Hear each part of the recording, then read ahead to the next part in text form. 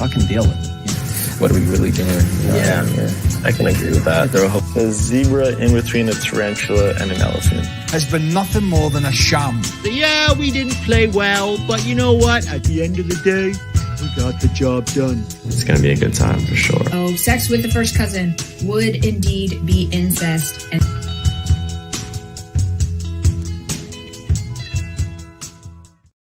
welcome to the Straight Red Card, except if you're in Kentucky. We already cleared that up from the first cousin thing. You're still welcome, though, by the way. I'm still welcome for what? Still welcome. Well, you said welcome to the Straight Red Card, except for you in Kentucky. We've already cleared that up. I'm like, no, they're still welcomed. No, they're absolutely still welcome to the show. I mean, we're going to hold that against them. That would be what? Third of the state, you know? And I was born in Kentucky. So, you know, it's not like I spent a lot of time there, but I did spend 2 years of high school there. And I spent the first 8 months of my life. I shaved my balls for this. Huh. Hey, I shaved my balls for this? The show? You shaved your balls for the show? It was a giant question mark. For this? For this? This show? We're talking about Slovenia? Yeah, we're not going to talk a whole lot about that. But I will say this, Brett, today is coming to us from the home of Count Dracula.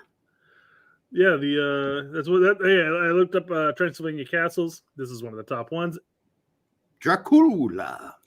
You know, decided to take a visit. He was a really creepy dude. He used to kill motherfuckers and put their heads on stakes outside of his castle. No, he did not. Vlad used to take the impaler. Used to take giant sticks with sharpened ends and then shove it up people's rectums and let them slowly but surely slide down the stick and die. Well, what a horrific death! What a horrific death! I didn't say he didn't do that, but I also was pointing out as a warning to anybody else who might fuck with him, he'd also put their heads on stakes around his castle. Well, I mean, eventually, yes, the head would be on the end of the stake because it's gone through their entire body. Well, yeah, you seem to be really focused on that anal intrusion part. Hold on, I'll come back to you, Turd. This is the exact same thing Derek said. That's what I said when Brett came on screen. I don't for a second believe it's actually there. It's just one of the ones that came up in Transylvania Castle. So I was like, that is weird because I told Brett, "Where are you, Portugal?" And you, Fumar, says Spain. So there we go. Fumar, great minds think alike. Not that Spain and Portugal are the same thing, but the architecture is relatively similar. Yeah. The turd in the background is back. And hey, Turd, thanks for being featured on this week's video with D-Rec. By the way, D-Rec is back. We have rehired him. He will be doing hard-hitting questions, journalistic questions and interviews and press conferences with Berhalter and the whole crowd. So we're happy to have him back. And if you've missed his first interview with or interview question, I guess with Berhalter, that came out yesterday? Or is it actually technically today? Because it was like at 12:14. And he finally gets to the bottom of the whole Berhalter thing. And thank God. But using D-Rec's voice, I'm going to read the turd in the background here. Welcome to the Straight Red Card. What a great game on Saturday. We dominated and looked great. But unfortunately, Slovenia comes out on top. Speaking about on top, my wife wrote the mailman last night. Right on. You know, that sounds a lot like what Pete would say. Remember in the intro? You know what? But we got the job done. We didn't even get the job done, you know? No. Spain and Portugal aren't the same, Derek. No shit, BMR. All right. I think, I just said that, actually. They're not the same, but the architecture is relatively BMR's out to get similar. You. Every show he's out to get you. I know. Derek. Why doesn't he just be a good dude and just provide the info that we need and shut the fuck up otherwise? What do you think we're paying you for? Come on. Come on, BMR. We're mailing you checks every week. For Christ's sake, do your job. All right. Hello, Red Cards. Boy, the U.S. men's national team in GGG is still a disaster. How can we get past our terrible manager? You can't, Gabriel. You can't. There's really no getting past it. Although when we get to talking about that game, I will say this is the most fucked up setup I have ever seen him play. Like there were some weird things happening on that pitch. It looked like we were playing a 4-5-1. Then it looked like we were playing a 4-1-4-1. Then it looked like we were playing, a 4 7-1. I mean, Yeah, it was the just announcers fucked even up. said that. The announcers even said, "Hey, for part of that half, we looked like we were even trying to 4-1-4-1." I'm like, Yeah, it was just fucking weird, and it I just think they came totally- down to a lack of cohesiveness between the team and Greg's convoluted system. Well, there was definitely a system set up because you'd see the midfield push really high, and then the two forwards on the left and the right would push way back. And you're like, what the fuck's going on here into the midfield? It just didn't make any sense. But, maybe they were trying total football, Brett, and we'll get to that later. Yeah. Total football. By the way, somebody mentioned, wasn't Westphalia in Prussia? Yes, after 18, I believe it was some sort of agreement in 1815. They became a part of Prussia. Yes. So just to clarify on Westphalia. And S27 said in the comments of the last show, so I need to reply, Derek, there's nothing wrong with small penis.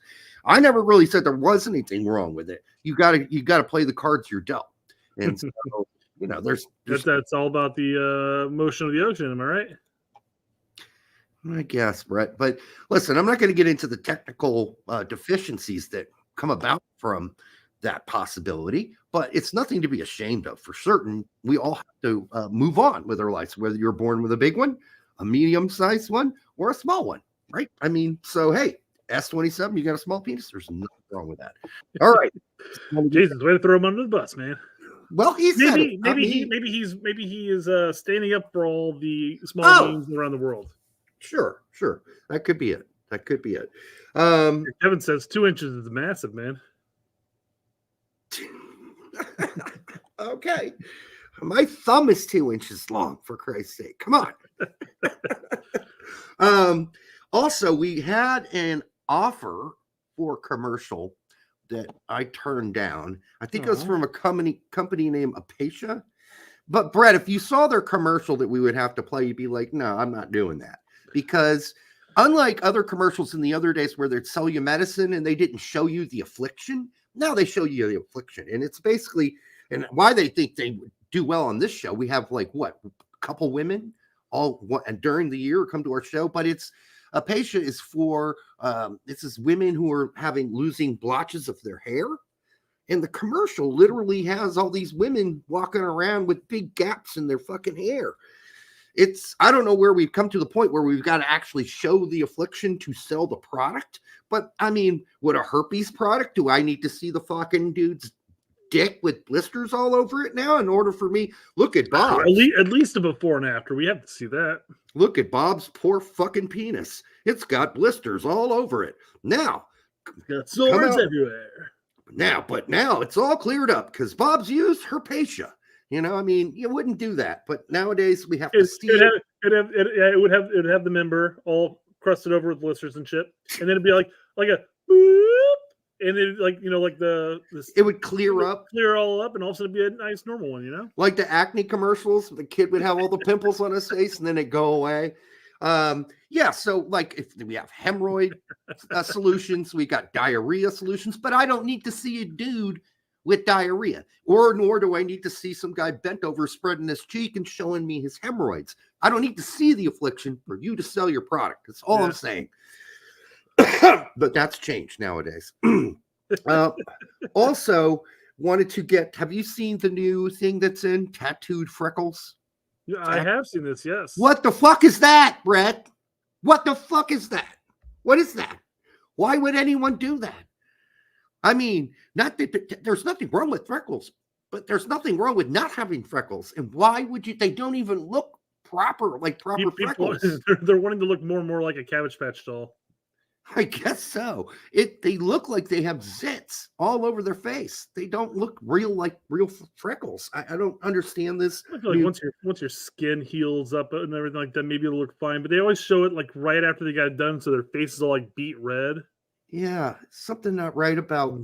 You gotta have there's something mentally wrong with a big section of society that's something that's cool to put on TikTok. I mean, in the old days, you would have put something up like that. People would have said, "You stupid freak! Yeah. What are you, a fucking moron? Permanently fucking putting freckles on you? That ain't real freckles. Tattooed freckles on your face? That's so fucking stupid." All right. Also, do not buy into that commercial on YouTube. It's one of the boxes you can click and it says, take this geography quiz and find out what your fucking IQ is. Listen, just because you know where all the countries are in Africa does not make you have an IQ. Has nothing to do with how much you know. All right. That has nothing to do with that. Now, it might help you know more stuff, but it's your actual potential intelligence quotient. It's not your actual knowledge, because you can be have a really high IQ, but be a dumb fucking ignorant piece of fucking trash that knows nothing, doesn't want to know anything, and isn't interested in knowing anything. So not knowing all the countries in Africa because you don't give a shit doesn't mean you have a low IQ. It just means you don't give a fuck about geography. So don't buy that stupid test. Don't buy it. Don't take it. It's not worth it. It's not going to tell you anything about your IQ. It benefits you more being here in the States to know the capitals of all the states instead, because you might actually visit those places. Well, I mean, if you want to visit Africa, it'd probably be a good idea to find out, the difference between Tanzania and South Africa. Now, I did hear somebody call Tanzania the other day. That was Pete. And I'm like, Tanzania? I don't think I've ever heard it called Tanzania before. Have I been saying Tanzania wrong my whole fucking life? Or maybe that's how they pronounce it in England, and I just don't know it. And since Pete was raised in South Asia, maybe he says it the British way. But otherwise, I've never heard it called that. Oh, God, so much to get to today, Brett. I mean, it's just kind of crazy. I was watching a video, and I never knew that John Lennon had a sister. And this video is from like an interview in the 1970s, early 70s. And I'm looking at her, I'm like, she's fairly attractive, actually, surprisingly. But then I started looking closer and I'm like, wait a minute. Holy fuck. She looks so much like John Lennon. She immediately became unattractive. Like her nose is the exact same nose as his. And it wasn't that she wasn't. Maybe we didn't know that he had a sister because John transitioned into her.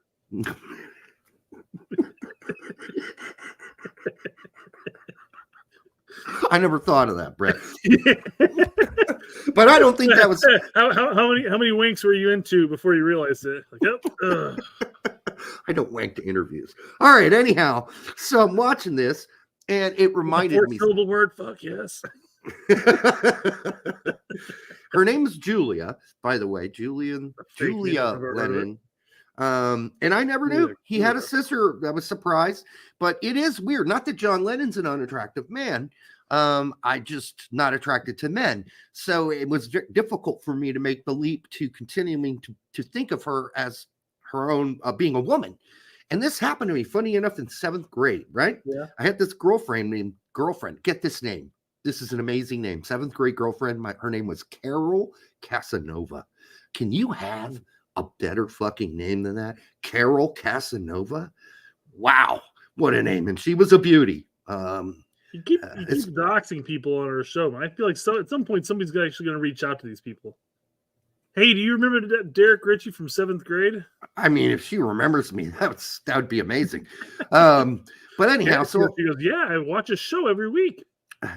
Her father was a sergeant major, so you don't fuck around there. But I did go over to her place. This is actually in Fort Knox, believe it or not, when I moved back in 7th grade. And wasn't your first cousin, was she? Yeah, I've got so much Hispanic blood running through me. They call me. I mean, mixture with all the Neanderthal blood in there. Yeah, right. Okay. They call me Derek Nova. No, Richie Nova. Anyhow, so I went over to her house, and guess what? I met her brother.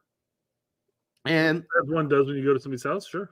Her brother, older brother, and dox him too, was a fairly good-looking boy, but is he your first cousin? No, but guess what? He looked so much like Carol Casanova. Yeah. It freaked me out. Like they looked like they were almost twins, and it just fucked with my brain, and I couldn't get past it. And yeah, so anyhow, weird things that happened to my brain. Anyhow, we're working on having Max come on the show. He'll be on soon. Jimmy Conrad will be on soon. What? Go ahead, Brett. I was gonna make the joke that you were confused one night in a dark room whether or not it was a small dick or a large clit. Oh, God. Gotta get out of here. No. We haven't talked about large clitorises for some time on this show. What's the worst threat you've ever heard? Maybe not even directed at you, but like you were at a bar, two guys got in a fight, and some guy threatened some other guy, or they're threatening some. You ever hear a really horrible threat? No, not really. Here's the worst one I ever heard. I heard this guy. This is at a bar. It was at the Peanut Barrel, right? Remember that in Bloomington? It doesn't exist anymore. I don't remember that. No. It was near the square, and it had peanuts all over the floor, and they had a pool table. Whatever. Anyhow, it was a lot of locals, right? So we went there because all the kids weren't there, and it was quieter, and we could play pool. Anyhow, these two guys got in this fucking massive argument, and this dude whips out a fucking blade on this dude, and we're all like, "Oh shit! Oh shit! Somebody go tell management this is gonna get ugly real fast." The other guy picks up a bottle, and the guy with the knife says, "I'm gonna fucking rip your gut open with this fucking thing, and then fuck your insides." Fuck his inside. He's gonna fuck the dude's insides after he cuts him open. Worst threat I've ever heard. Never heard something like that before. I mean, little to no friction. So, I mean, that's gonna be a long fuck. Anyhow, the dude with I almost just went right into the dude anyway. Almost ignored what I just said. He got the blood though in the intestines, right? That's going to be warm, right? Well, that was 17 minutes in, 94 people on the show. By the way, if you guys haven't go down there, hit like for all this great content we're providing. So anyhow, that's a horrible threat to make. But the guy with the knife lost. The guy with the bottle hit him over the head, and the blood went everywhere and cracked the dude's skull open. And we left after that. So anyhow, yeah, and we never went back to the Peanut Barrel again. Anyhow, do you have any inside sucks? So yeah. So a lot of things happened over the weekends. A lot of things on my mind, and I had to get them out here. All right, the Department of Relationship. Department of Relationship Propaganda. Anyhow, those were all the things that went through my head this weekend. What's up, guys? Hey, we are Leeds back. Hey, man, you guys are doing well. You won again. I heard you're working on some new transfers, or they might have actually come through already. Yeah. Brendan Anson might be there anytime. The backs. And looks like you guys are still, you guys. I mean, I've been watching the games. I watched the one this weekend. So hopefully there's still a chance to get back to the Premier League. I couldn't watch this weekend. Huh? I couldn't watch Norwich. I know. I was looking for Norwich. It pissed me off. ESPN would just pony up the cash and get all the EFL games on there. Yeah, they only carry like 2 or 3 a weekend. So frustrating. It is. And then, like, if you're going to carry it, and the most of the people watching it in the States are probably only going to watch the Norwich game because, see, I said Norwich correctly, because Josh Sargent's there and he's scoring goals, and that's what we want to watch. Now, I will say this, Josh Sargent scored the goal, but after that, he did diddly poo. He did not have a great game after that. He barely touched the fucking ball. How are you American boys doing at Leeds this year? How are American boys? They're not doing. They're doing nothing. Adams left, so he's gone, but he's injured. Brendan Aronson's doing fuck all nothing at Union Berlin. And McKennie is absolutely slaughtering it, killing it. Probably outside of Pulisic, the best American player going right now for Juventus. So we'll get to that during the Yanks report. Brett, time for material. What you got tonight? I got my little fluff pieces I want to bring up. Oh, you got? I guess I really got one fluff piece. Yeah, I don't know if I could even call what I just said fluff. It was more like shit I just had to get off my shoulders, Yeah, you remember back during Thanksgiving when all the anti-turkey propaganda was in abundance? Yeah. Wes and Timothy. Wes and Timmy were talking about it. Yeah. I found out why Timmy doesn't like, and even Wes. I don't know if Wes. I think Wes was just agreeing with him. But Yeah. Timmy was talking about how he's not a big fan of turkey. It's super dry. It's gross. Unless Grandma makes it. So here it is when Grandma doesn't make it. Apparently. Well, Jesus Christ. I mean that's really hard to do. Well, that's incredibly hard to do because if you look at the legs, Yeah. look at the legs. The skin hasn't even been pulled up, like when it cooks properly. Right. This Yes. it's like they put it into a bonfire, and then A just let it- flamethrower. Yeah, just Yeah. That's just somebody did a bad job because honestly, look at the pan. It's taken no damage whatsoever. So this was done on purpose. Somebody Yeah. burned this on purpose to make a point, I think. All right. I'm So- sure underneath that charred skin, it's probably still raw. No, I'd agree with you. I don't Yeah. know. I mean, I'm looking at the leg over here. It kind of looks like it's cooked a bit there. Yeah. I still think it's probably majority of it's still raw. You know what? That turkey died for nothing. That's the sad part. I know. Only people would take 10 seconds to learn how to cook a turkey. I mean, if we're going to kill it, you got to eat it. You can't burn it. All right. Not for propaganda reasons, because that's all that is, because that was purposely burned. All right. Mhm. That's a waste of a turkey. You just shat all over a poor turkey's life. You took all his dignity away. You couldn't even cook him correctly. Yeah. All right. Funnily enough, Grant Tuberville has answered Chris Gary's request, Okay. and he's found the footage of John Brooks throwing the shoe from the interview. So, for those who have not seen it yet, we talked about it briefly. We should play it. We should play it. You want to play the entire interview? Yeah, we might as well. Not the end, not the exit part, but yeah. Oh, sure. We don't need to do that. Yeah, just the 1 minute All right. and 15 seconds. So people who haven't seen it yet have some context for what we're about to talk about here. Yeah, So anyhow, we were telling everybody that D-Rec is back. He's getting back to journalizing.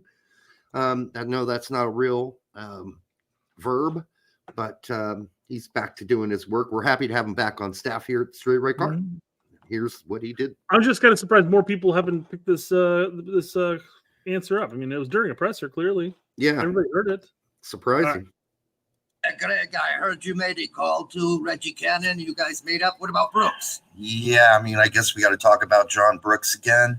I really Sure. don't want to do that, but Of course you don't. if you need me to talk about Uh-huh. Brooks again, I'll tell Please you he threw a shoe All at me right. right there in Threw it. Honduras at halftime, and threw a shoe? Reggie Cannon's never thrown a shoe at me. So I hope not. play the tape, you'll see what I mean. Play that. All right, we'll play the tape. For anybody else who wants to see the rest of that, go to our channel and watch it. Yeah, finish it up there. Let me pull up. We do have the actual taping of it. Okay. Let me get back to the sharing here, so we all care. I'm gonna have to add that. There to is, the look at it. video. Oh my goodness! That is so oh my goodness! awesome. Two shoes. Brooks, you can't hit me. Oh yeah. All right, I'm gonna have to clip that and put it in the actual video. Yeah, just ask. You can ask Grant to send it to you, man. I can screen capture it from That here works too. using Movavi.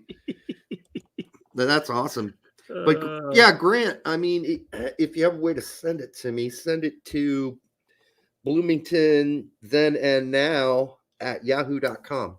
If you can send me the file, I will blow it up a little bigger so I won't lose the quality, and we'll get it in the actual original. I'll edit it and throw it in there now that you got not somehow, I know how you do it. I should have done it myself. By the way, I need to work on my Greg Berhalter. That's just not even boring enough. I'm not boring enough. I need to work on being more boring. My Greg Berhalter voice is too exciting. So, yeah. All right, good work by D-Rec, and we'll have more of those coming up because they're fun to make. All right, what else we got, Brett? This weekend, I'd sent you a text message about an independent journalist covering Chicago fire. Oh yeah, got his press credentials revoked. Yep. That happens. For not being Positive, voting the company line, right? Being positive. Right. So I wanted to pull that up and just give it a little, let everybody view it. Can you imagine if, because there was negative press on Indy 11. Remember that? Especially during the time when we were trying to get the stadium and we wanted some sort of public funds, and the fucking paper, that Indy Star, which is one of the worst actual worst rags in the world. Not for this, just in general. Just ripped Ursel and Indy 11 a new one day after day. But did Ursel ban the Indy Star from covering the fucking team? Of course not. Did he ban that reporter specifically? No, that's not how you do it. You're never going to fucking fix anything by banning people. So your Chicago Fire are the biggest fucking twats who ever walked the planet, Brett. They're based in Chicago, which is where USSF are based. So clearly they've gleaned some of how USSF handles all the press. It's rubbed off on them. Yeah. Right. This, like this an old visual stuff that's eking off of USSF happened to have fallen onto Chicago Fire. Like, oh, we ban criticism. That's how we do it, guys. That's how we're gonna win. That's disgusting. It's like bumping up against the guy who just came out of the private room at a porn shop. And you got, oh, what the fuck is that? Oh, that got all over me. Nasty. I'm heading straight for the showers. All right. That's kind of what you're saying happened to Chicago Fire. A bunch of USSF got all over them. From USSF came all over on top of them. Apparently. Did you say juices? Juices, yeah. That's disgusting. All right. That's worse than cum. All right.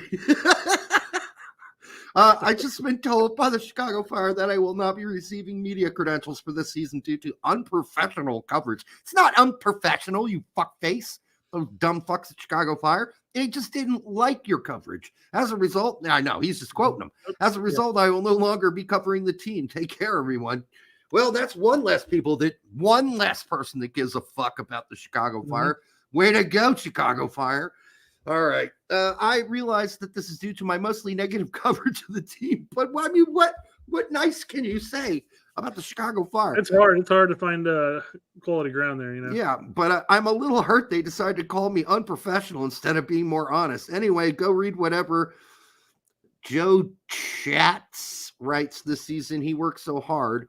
Also, in the spirit of openness, this article that was cited in the explanation, you wouldn't stick with your mechanic if he stopped fixing your car. Well, yeah, the actual title of the article is Chicago Fire does not deserve your support anymore. No, they don't. Brett, they don't. They don't. I'm a glutton for punishment, and I stick through thick and thin, and it's been, I guess, Dude, thin. I already know you're a glutton for punishment. You and EB and all the pegging, I know all about it. You've been very open about it on this show. Yeah, well, I've been accepting of you being open about it, yes. What do you mean? We made a cartoon together where Evie buys a strap-on that she's going to peg you with in the fucking video. And it was your idea. The video indicates that she wants me to go pick up one of the 10-inchers. And you've come to the conclusion that she's strapping that on her. It's a bit different.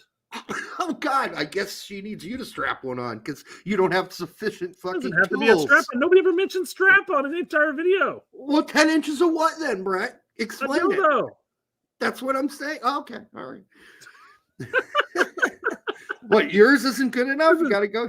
Guys, if you're concerned about us not getting our USSF coverage for being unprofessional, that's accurate. Your 7 inches isn't good enough. It's got to be 10. All right. What else we got? I mean, we don't have to cover this anymore. The poor guy got basically, they told him to go fuck off. I got to stop this because we got to pull up audio. So in a second, we got more video. Got more video. Oh, this show's been fun. Oh, by the way, weird video came up, Brett. Baby Metal. Have you heard of this band? Baby Metal? No. It's crazy. It's a bunch of, I don't know, because the video was like 9 years old. Why it came up on my feed, I don't know. But it's these 3 Japanese girls who are like 8 years, 10, 12 years old. I don't know how old they are. And they're in a heavy metal band, and they're huge in Japan. Now, it could have been because I watched a lot of other musical shit that they started pumping my fucking feed full of music because I kind of went on a music thing for a while this weekend. Yeah. And but I'd never heard of this band, and I was like, this reminds me of what Brett talked about with the manga Japanese fetish Minga, yeah, fetish porn that they do in Japan. Yeah, hentai with little girls. That's what this reminded me of. Is that that's what I thought when you mentioned the ages, that's when I stopped smiling because like, oh, this is where it's going. And then you realize, oh, they're in a band. I'm like, oh, okay. You know, it's a band. They're not nude on stage or anything, but you know, it's obviously like a play on what you were talking about. That's it's like lowly rock or whatever. Anyhow, let's listen to what the fans have to say here. Jose Lopez, oh shit, Baby Metal is the best. Okay, I love Baby Metal. I've heard of Baby Metal. I didn't think their music was that bad. I didn't think the performance was that bad either. They're in their 20s, I think. Well, they got to be now, because if this was a 9-year-old video, 8-year-old video, and they were 12 then obviously they're in their 20s now. So this is what you're referring to. They're called lowlies. Like the music's called lowlies? No, the infatuation of the videos and the artwork. Animated child porn, if you will. Animated, that's right. Which you said was legal in the United States, and I'm still surprised it is. I don't know anything about this really. Well, you said it. I did not venture down this path, guys. Not that you're not a purveyor of it. I'm just saying you were telling me that it's legal. There you go. I age with them. Calm your tits. God, this show's so fucked up. All right, let's move on. This show has been off the fucking rails the whole way so far. And don't forget, guys, we're gonna have Jimmy Conrad and Max Brettos on soon. So, and we're gonna try to go off the rails with Max because I just want to see him fluster. Clean it up a little bit here. Just a little bit, though, guys. Well, yeah, because I go on Max's show and he's like, Derek, you're not allowed to cuss on the show, just so you know before it starts. I'm like, I can't cuss. He's like, oh, you don't need to cuss. You're fine without cussing. You're like, I don't need to. I don't need to, but I wanna. Anyhow, I didn't cuss on his show. All right. Speaking of Jimmy, we're gonna watch a little clip of his. There's Jimmy. Yeah. Who needs to start in midfield for the U.S. men's national team? Oh, God. It's gonna be Marsh's middle three. Who do you think he's got? God, I just hope he doesn't put like Adrian. What's his name? Morris, Aiden Morris. He's gonna say Morris. No, he's not going to squeeze Aiden Morris in there, is he? No, this is for, like, assuming Nations League and assuming Copa. Are we? Assume everybody's healthy. Everyone's healthy, and are we playing a 4-2-3-1? Doesn't matter. You want me to pick three? I mean, who do you think he would pick if everyone was healthy and he was coach? Do I need to pick three? Yeah, because he doesn't pick a three. He doesn't pick a three midfield. How you position those three are going to be questionable, but this is how he does it. I'm guessing he's going to go MMA. You think MMA, huh? He's going to leave Reyna out. Yeah. Well, let's listen to this and listen very carefully because he'll say exactly who he wants in his midfield. Okay. And that is muted. Let's try that again, guys. For me, I'm starting with Tyler Adams. I'm starting with Weston McKennie, and I'm starting with Yusuf Musa. That's right. I saw this on. I didn't know what the context was, but I saw this on X. I'm like, well, I don't know what he's talking about, but Yusuf Musa. Come on, man. Come on, Marsh. Motherfucker's not from Saudi Arabia, for Christ's sake. So he does pick MMA, yes, and he leaves Reyna at least out of the midfield. It doesn't specify whether or not Reyna would be up ahead of them. No, maybe a 4-3-2-1, not necessarily a standard 4-3-3. Kind of the Brennan Aronson role that he played for at Leeds, except for Reyna would be better at it. Yeah, and I, just looking at what we're doing right now, I really don't think if Reyna's healthy, he's playing every game. And he's now going to be playing out of the midfield for Greg. I think that's a decision they've made. Now, whether or not Greg can get that to work or not, that's another thing. So I do think we're playing a double pivot from here on out because Reyna's going to play that more attacking midfield spot. That means there's only two spots. So it's either going to be, and McKennie's not coming off the field. So it's going to be McKennie and whomever, Adams or Musa. Yep. And that's going to be dependent on the opponent and what you want to do. If you're a little bit worried about the back four coverage, then you play Adams. If it's a team that you think we should dominate and we should be aggressive against, then you play Musa, I guess. I don't know who loses their job. That's going to depend on who we play. he explains exactly how to handle this. Against a team where you feel like you're going to dominate the ball, then I would start with Gio Reyna and then take Yusuf Musa off the pitch. Again? So depend a little bit on Yeah. Here we go. Francisco has that actually. Yes, we captained Eunice's younger brother, Yusuf. Yusuf. That's an African name, Yunus Musa. It's not, the dude's not from Kuwait. All right. There's no Yusuf about this. All right. Holy Jesus. It's just kind of shocking, but maybe he's been away too long. Right. Yeah. But is it, listen, is that part of his interview process with USSF? That's where it went wrong. He's like, so Jesse, who are you going to play in the midfield? He's like, that Yusuf kid. They're like, what? Who? Yusuf. He's my favorite kid. I want to play him. I want to start him. We don't have a player named Yusuf on our team, Jesse. Oh, fuck. Sure we do. Yusuf Musa. Surely we do. You guys don't know what you're talking about. Anyhow, that's kind of sad that he got it wrong twice. I thought once was a slip up, but now he said it twice. So that's not a slip up. He thinks his name's Yusuf. Yeah, so basically he's like, he wants to play MMA. What it sounds like, he wants to play MMA in games where you're not necessarily going to maintain the possession. You're gonna weather some of the storm type of thing. But when you have a game where you're going to maintain the possession most of the game, then he's going to put Reyna in there and pull off Yusuf. So okay. I pulled off one of the SNL skit things where you put your hands under your armpits and you go, superstar. I'm awesome. what you need on the given day. And certainly even against the best opponents, I think a role, if you can really get Gio to understand his role and now bring him in with 30, 35 minutes left in the match where it's a little bit more open, he's got fresh legs and now he's able to impact the match that way. I think that's a great role for him. But obviously then if you can have him on from the start against opponents where you feel like we're going to have command of the game, we're going to be in control, we need somebody to break down the opponent, we need a clever guy who's going to find ways to create chances, score goals, then that's Gio Reyna. Okay, so first off, we're That's always going to need to break down the opponent, correct? Yeah. At some point. What team out there are we going to be playing against where we don't have to break them down at some point? Yeah, you're like, hey, you know what? We're playing against Brazil. Let's just not break them down at all. Let's just let them break us down all game long. And this goes back to the World Cup debate we had with a number of people about the Iran game, I think it was. And they're like, well, you made the right decision not really bringing in Reyna for the Iran game because we needed to hold on. We needed to park the bus and basically write out the 1-0 game we have right now. Right.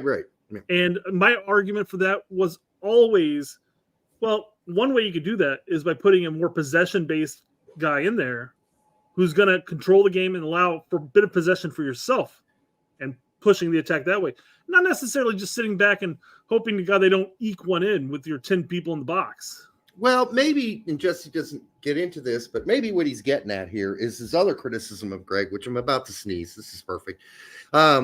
Which was that Greg focuses. You missed the mute button. Jesus. Greg focuses way too much on possession and breaking down instead of transition. And maybe that's his point. Maybe what we need to be doing is focusing about gaining possession and moving and breaking out fast out of that and transitioning into the attack immediately, which is very Jesse Ball-like, let's be honest. Yeah. But he's basically saying, Greg fucking wastes too much time juggling around the fucking ball around the field, doing the loop-de-loop-de-loop-dees around the box. And, you don't have to do that if you hit guys in transition and they don't have time to set up. That's what I agree with him on that. I don't want him to do it the Jesse Marsh way, but I think we could do that more, which gain possession, hit them right away. And we didn't do that against Trinidad and Tobago in either game until the second half. It's one of those things. Game. Yeah, it's one of those things where if almost like you could find like the Jesse Marsh way and the Berhalter way and find a happy medium, that might be the best combination between those two systems where you do kind of maintain possessions, but then there are times where you do catch them on that fast break and that in that transition. But with Berhalter, it's always like, we've got to make 47 passes before we cross the halfway line, guys. Come on. Well, we get possession, and then we pass it sideways, and then we pass it backwards, and then we have them taking advantage of gaining possession and hitting them before they can get back. That is what Berhalter does not do. Yeah. And they're sitting there going like, "Are you guys back on defense yet? Yeah. Okay. Now we'll attack. Here we come." And we saw the same thing relatively for 90 minutes against Slovenia. So look what we did against Wales in the World Cup. It was a quick not much. Except for the first goal. In the goal. Mm-hmm. It was a quick outlook to Sargent, who brought it down, laid it off to Pulisic, and Pulisic slotted a through ball to Weah, who was cutting across. Yeah. It was a quick transition attack. Yes, we don't do that enough. And so maybe incredibly pacey guys up top. I know we got the staff, the guys to do it too.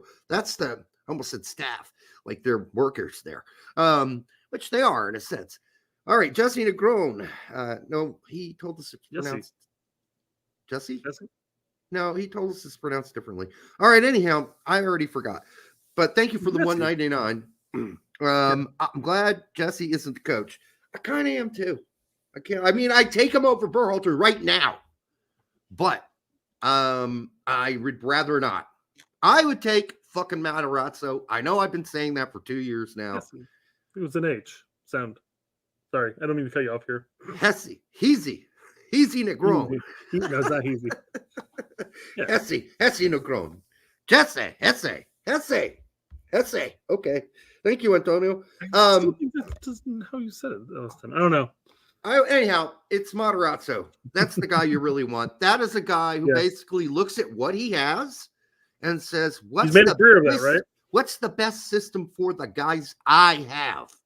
And that's how I'm going to set up, and that's how I'm going to play. That's nothing to do with himself. It's not about Matarazzo. It's not about Pellegrino. It's not how he woke up in the morning. It's not his system. Fuck system. It's basically what he says. He's like, I'm going to set up how this team would best work together. That's why you see Matarazzo play 3 in the back, then he'll play 4 in the back, depending on the opponent. So there you go. Hesse. Or Hesse. It's like Jose, but it's Hesse. Hesse. He say, she say. Hey, sorry, Jesse. We're probably fucking all this up, but he's still following up with Jesse. All right. All right. That's enough of this. Anyhow, so we won't have to cover the whole. Jesse Marsh says that Greg needs to focus on transitions and not building out of the back and possession. You know, we might pull up that podcast and listen to it and give it a poll later, but it's not something we're covering today. You're going to give it a poll later? Yeah. All right. Okay. What next? Well, it is it's dual nat panic. Panic time. I got to blow my nose. You got a mute button. Just click the mute. I had to do a line. All right. One coming out. That's good. I feel so much better. All right. Right in front of the microphone next time. I'll do it right in front of the microphone. Dual panic. Cap them now. Dual panic. Cap them now. Holy fuck. Holy shit. Dual nat. Pack them now. Cap them now. Pack them now. Pack them in a bowl and smoke them. Edgar Moreno says Cruz Medina's father traveled to Mexico City. That's just not how Edgar sounds at all, by the way. Cruz Medina's father traveled to Mexico City to meet with the FMF executives in order to learn the project Mexico is offering for his son. There is a high possibility that Medina will switch from United States to Mexico. My question is, what is U.S. soccer doing wrong with Mexican dual nats? I don't know. What are they necessarily? Were they supposed to go over to his house and suck his dad's dick? I don't know what he's supposed to do. Well, so he's played for us. Clearly, he's played for us. I mean, if he makes a switch, he makes a switch. And this is what my response was. You know, we had like we had 5 Mexican and American dual nats at the U20 World Cup. Mm-hmm. We give players of who are have quality at that level a chance. Yeah. And if they decide to stick with the U.S., they stick with the U.S. If they decide to make the switch to Mexico, they make the switch to Mexico.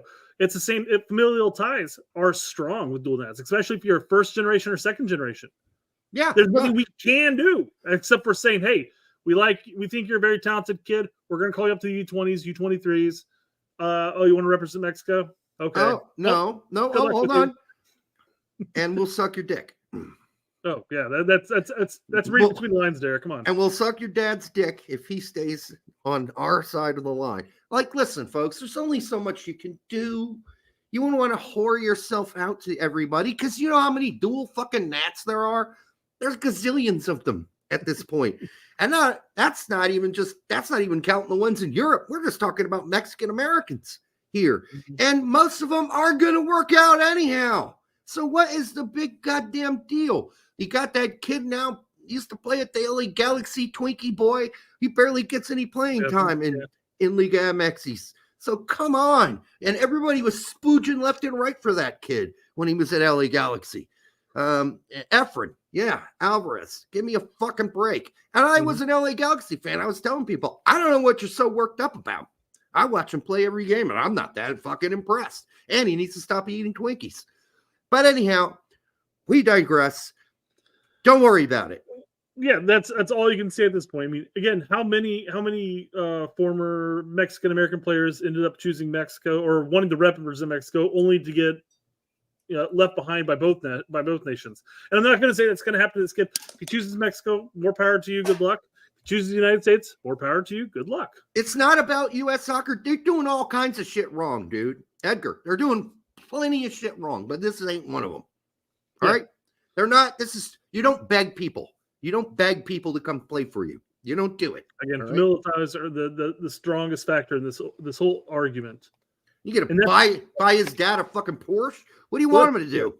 That's what a lot of the Mexican American fan or posters in his thread talk about the entire time.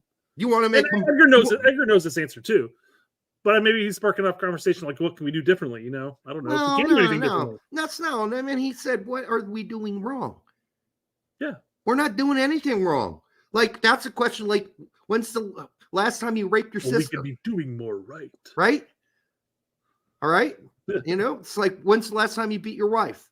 There's no real answer to that. This insinuates there is something wrong. There isn't something wrong. We can't get everybody, and there's just simply... You can't. First of all, you don't beg. You don't offer people shit you can't. You can promise people shit you can't give them because there's no guarantees in this world. So if FMF want to goddamn make him all these goddamn promises and they believe it, that's going to be on his dad.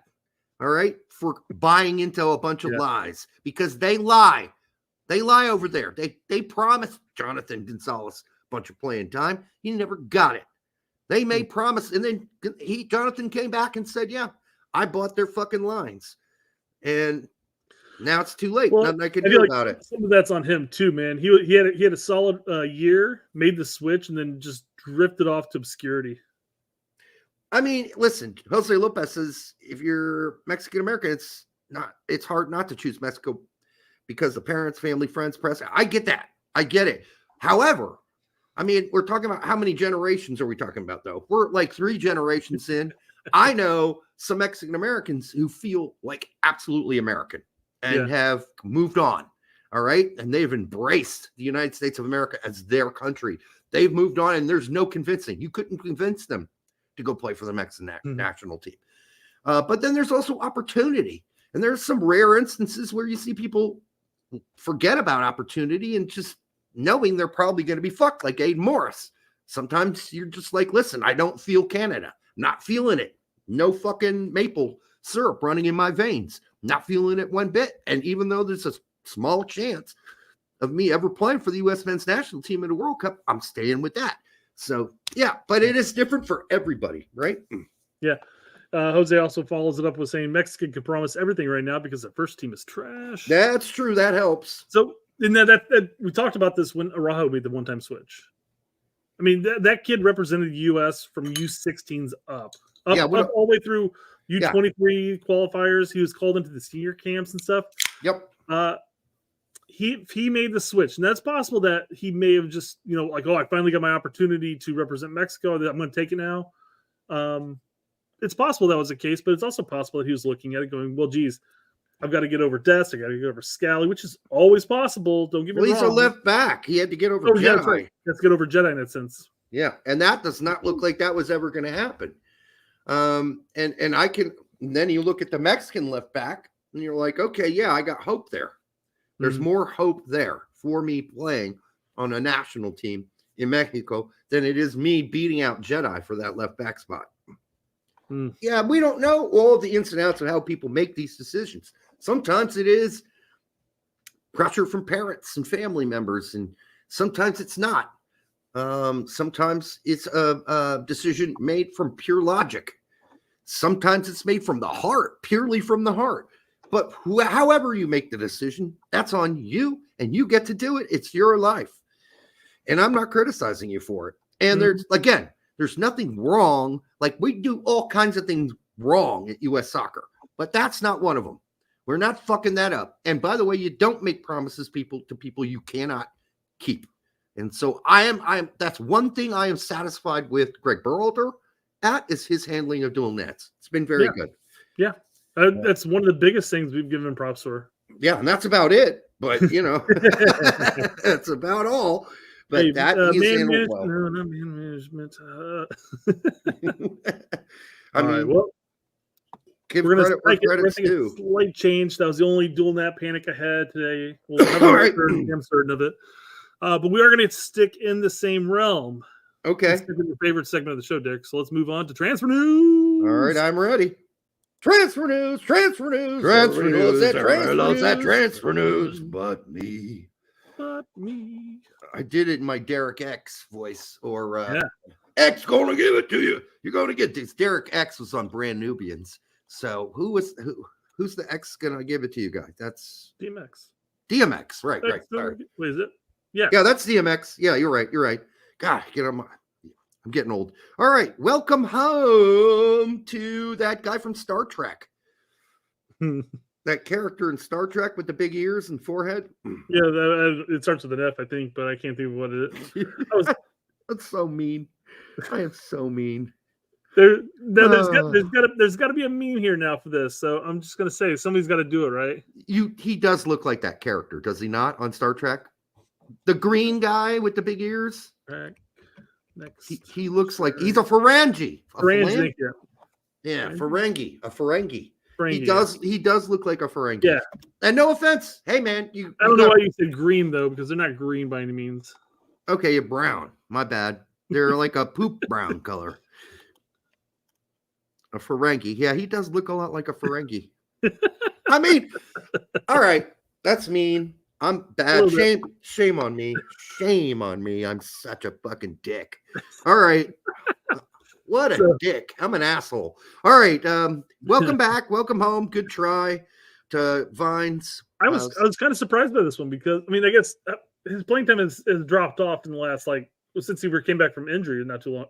Well, I mean, shit, he went and played for a team that forgot he was on the team. So, I mean, but I mean, he was actually playing for Antwerp consistently, having when he was healthy. When he was healthy, he got left off Champions League, and that sucks. Played a couple weeks ago, actually. But then all of a sudden, Colorado's announcing that he's coming home. And I'm like, whoa, where'd that come from? That's out of left field for me. Well, he might have looked at it and said, listen, even when I was starting on a regular basis and playing for Antwerp, and when I was healthy, I got no sign that I was ever going to get called up again. So he's like, fuck, it's not worth it. I'll just go back fucking Colorado, and at least I'll know how to speak the fucking language. The food will be better, or at least food I know. I think Vines was called in one window. When I say recently, I mean, I think before the World Cup, where he was called in and then he got injured and then he hasn't been heard of since. Yeah. But yeah, so I bring this up because Max, we've talked about Max's comment about how, one of Weston, Pulisic, or Reyna will be back by 2026 World Cup. Yeah. MLS, not back to MLS because none of them actually played in MLS, so they'll be coming to MLS, is what he's saying. I cannot wait to argue with Max about this on this show. So he goes, Max ends up saying Rapids have brought in 3 young Americans back from Europe as Vines joins goalkeeper Zach Steffen and midfield Georgi Mihailovic. It's an ambitious yet sensible move, as all 3 have performed in MLS. Who could be next? And I bring this up in that sense, I'm like, because these 3 moves are reasonable moves. Should I go reply to this now on X? No, hold off until the end of the show, Derek. I want to put not Pulisic, McKennie, or who was the other one? He said Reina? McKennie or Reina. I just want to go put that on there right now. So these three players, it makes sense. It makes sense for MLS to go back and pony up a little extra cash that they're not going to get in Antwerp or a backup at Man City. Well, he's probably not going to make it that much. They're not going to resign him or anything like that, obviously. But it makes sense for them to move back to MLS, and they actually would be moving back to MLS because I feel like all of them are making more money now at Colorado than they were. Yeah. So that makes sense. But when you're talking about, I mean, the amount of money that MLS would have to splash to get one of the three that we had mentioned earlier would be absurd. And now my MLS might do that, but as you always mention that argument, why would they take the money at this point? I mean, it would have to be a John Holmes splash, number one. And number two, those guys don't need the money in that. They don't need that. They don't need it. They're making a lot of money. They're about to make McKennie's about to make a lot more money too. So there's no need for them to do that anytime before the age of 31, 32 years old. Yeah. They can come home and play from 32 to 36 and retire. And Pulisic said as much. McKennie doesn't even fucking talk about the MLS. He didn't even talk about that topic has never been. I looked everywhere. He's never talked about MLS except for his days at FC Dallas. That's it. And he don't plan on going back anytime soon. And Reina, I mean, there is no way, dude. He is coming to MLS. It's just not happening. No, I mean, the thing is if he, there's no way. It has nothing to do with money for Reina at this point. He has all the ambition in the world to prove himself at the highest stage. Ambition, right? That's a fact. Yep, facts. Per Jonathan Tannenwald, who is a big fan of the Best Soccer Show, which is not doing so good on YouTube. They must do the podcast must be better. Banging on the podcast, I'm guessing, yeah. I'm guessing the podcast must have lots of viewers and it just doesn't carry over to YouTube because nobody fucking watches that show on YouTube live. I mean, I'm there. I'm like one of 12 people. I'm like, Jesus Christ. All right. Per Jonathan Tannenwald, Leon Flock has left a preseason camp to treat a pectoral injury. Pectoral? Really? Flock, who sustained a groin injury. A pectoral injury? Is that pectoral? Maybe. Pecs. Okay. I don't know. I'm probably mixing up two things here. Yeah. Could be. Flock, who sustained a groin injury last year, and hip problems in 2022, now adds this issue to his injury history. Flock joined. Yeah, I mean, he started off great for Philly, and then it just all fucking body parts started falling off left and right. Pectorals relating to the breast or chest? Oh yeah, the pecs. What am I thinking? I don't know what you're thinking. You really threw me pointing to your bicep pecs. What are you doing? Okay, maybe I'm fucking up here. I don't know. Maybe because I don't have pecs anymore. They all went away. Now they're just man boobs. All right. Boobs.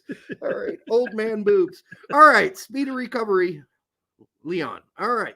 But there was also remember that we had a handful of shows back. We talked about how there was rumors that Flock was heading back to Germany. Yeah, not if he's injured though. It's his chest. What is the chest injury like? What is that even? How do you do that? First off, but my titty hurts. It can hinder your running ability, but I mean that's got to be a quick fix. I guess if they bounce up and down while you're running. I'm thinking of women. Thinking about women's soccer. My bad. No, but they wear those women things, right? That smash their breasts down. Sports bra. Thank you. Pectoral sports bra. I don't know any words. I don't know any words. Yeah. Words are hard. They're really difficult for me tonight. 4 more years. 4 more years. DeJuan Jones signs a 4-year contract extension to remain with the club. All right, well, whatever. I mean, after what I just watched, I mean, it's not like he's going to be going to Europe and lighting shit up. So, no, if there's any interest in Europe, that might have just squashed it there. Yeah. But yeah, obviously the 4 more years means I'm going to end my career in New England unless I get traded off. But yeah, probably. It's fine. Yeah, I mean, that's fine. It's about his level. He could go play in Belgium. You know, I mean, he could easily handle that. But, what's the point of that? That doesn't guarantee any call-ups. So, oh man, that crossing was bad. It was bad, Yeah. and that was funny because we talked about it. That was one of his strengths in the Gold Cup was his ability to lace the ball into the box. But man, he skyrocketed so many of them. Like, where the hell is he kicking that to? well, that's not really his strength. He had maybe one game we saw where he did well, but it's not typically his strength. He's a speedster. He's a physical specimen. He's fast. He's an athlete, but he's not really he's not really a spectacularly. His crosses in Gold Cup are fine, and that's saying a lot because I always say our backs suck at crossing. He's not the most technical player in the world, but that's okay. It works for where he's at. So there you go. Like you said, that would work in Belgium or somewhere in Scandinavia, but it ain't going to work probably much in Holland, except for maybe some of the lower teams. You could certainly play for them. Sources: Orlando City. This is Mustache Man. Tom Selleck Bogert. Sources: Orlando City. That's his new nickname, by the way. Tom Selleck Bogert. Orlando City has signed U.S. Youth International left back Tahir Reed Brown to a homegrown deal. Reed Brown, 17, a highly rated left back. Of course he is. Made 3 appearances for the United States at U.S.17 World Cup. He was named MLS Next All-Star in 2023. So some promise there for this player, but okay. I mean, only people in Orlando City will probably give much of 2 shits. U17 fans, maybe, I don't know. It's so early in his career. Can he not be a fucking MLS Next All-Star? He needs to become an actual MLS All-Star. Then we need to take notice. Not an MLS Next All-Star against other boys who barely have pubic hair, but an MLS All-Star. That's what we got to take notice. Oh, Otaku. Boy, sometimes he spreads some weird shit. And this is one of them. Tottenham have previously shown interest in Noel Buck. He gives credit, though. Come on. He gives credit. He what? He gives credit. He credits who actually gave this out. Tottenham correspondent. Yeah. Okay. All right. I don't know who the fuck dude is. This is the most frustrating part about these type of handles that do this, where they post all this, but they don't quote tweet the guy, so you can't go in there and verify. And if you ever go into his, if you ever go into this guy's channel, I mean, how far would you have to go back to find this? Or maybe it was in a podcast he said talking about the team. I don't know, but I don't know. That's the only problem. I read that. I'm like, okay, well, he gave credit to somebody. Obviously, somebody said something, but all right. Well, nevertheless, Noel Buck going to Tottenham and ever playing a game for Tottenham is about as likely as the Richard Gere gerbil rumors of being true. Oh shit, it's gonna happen? No. No, that was not true. Richard Gere never put gerbils up his asshole. All right.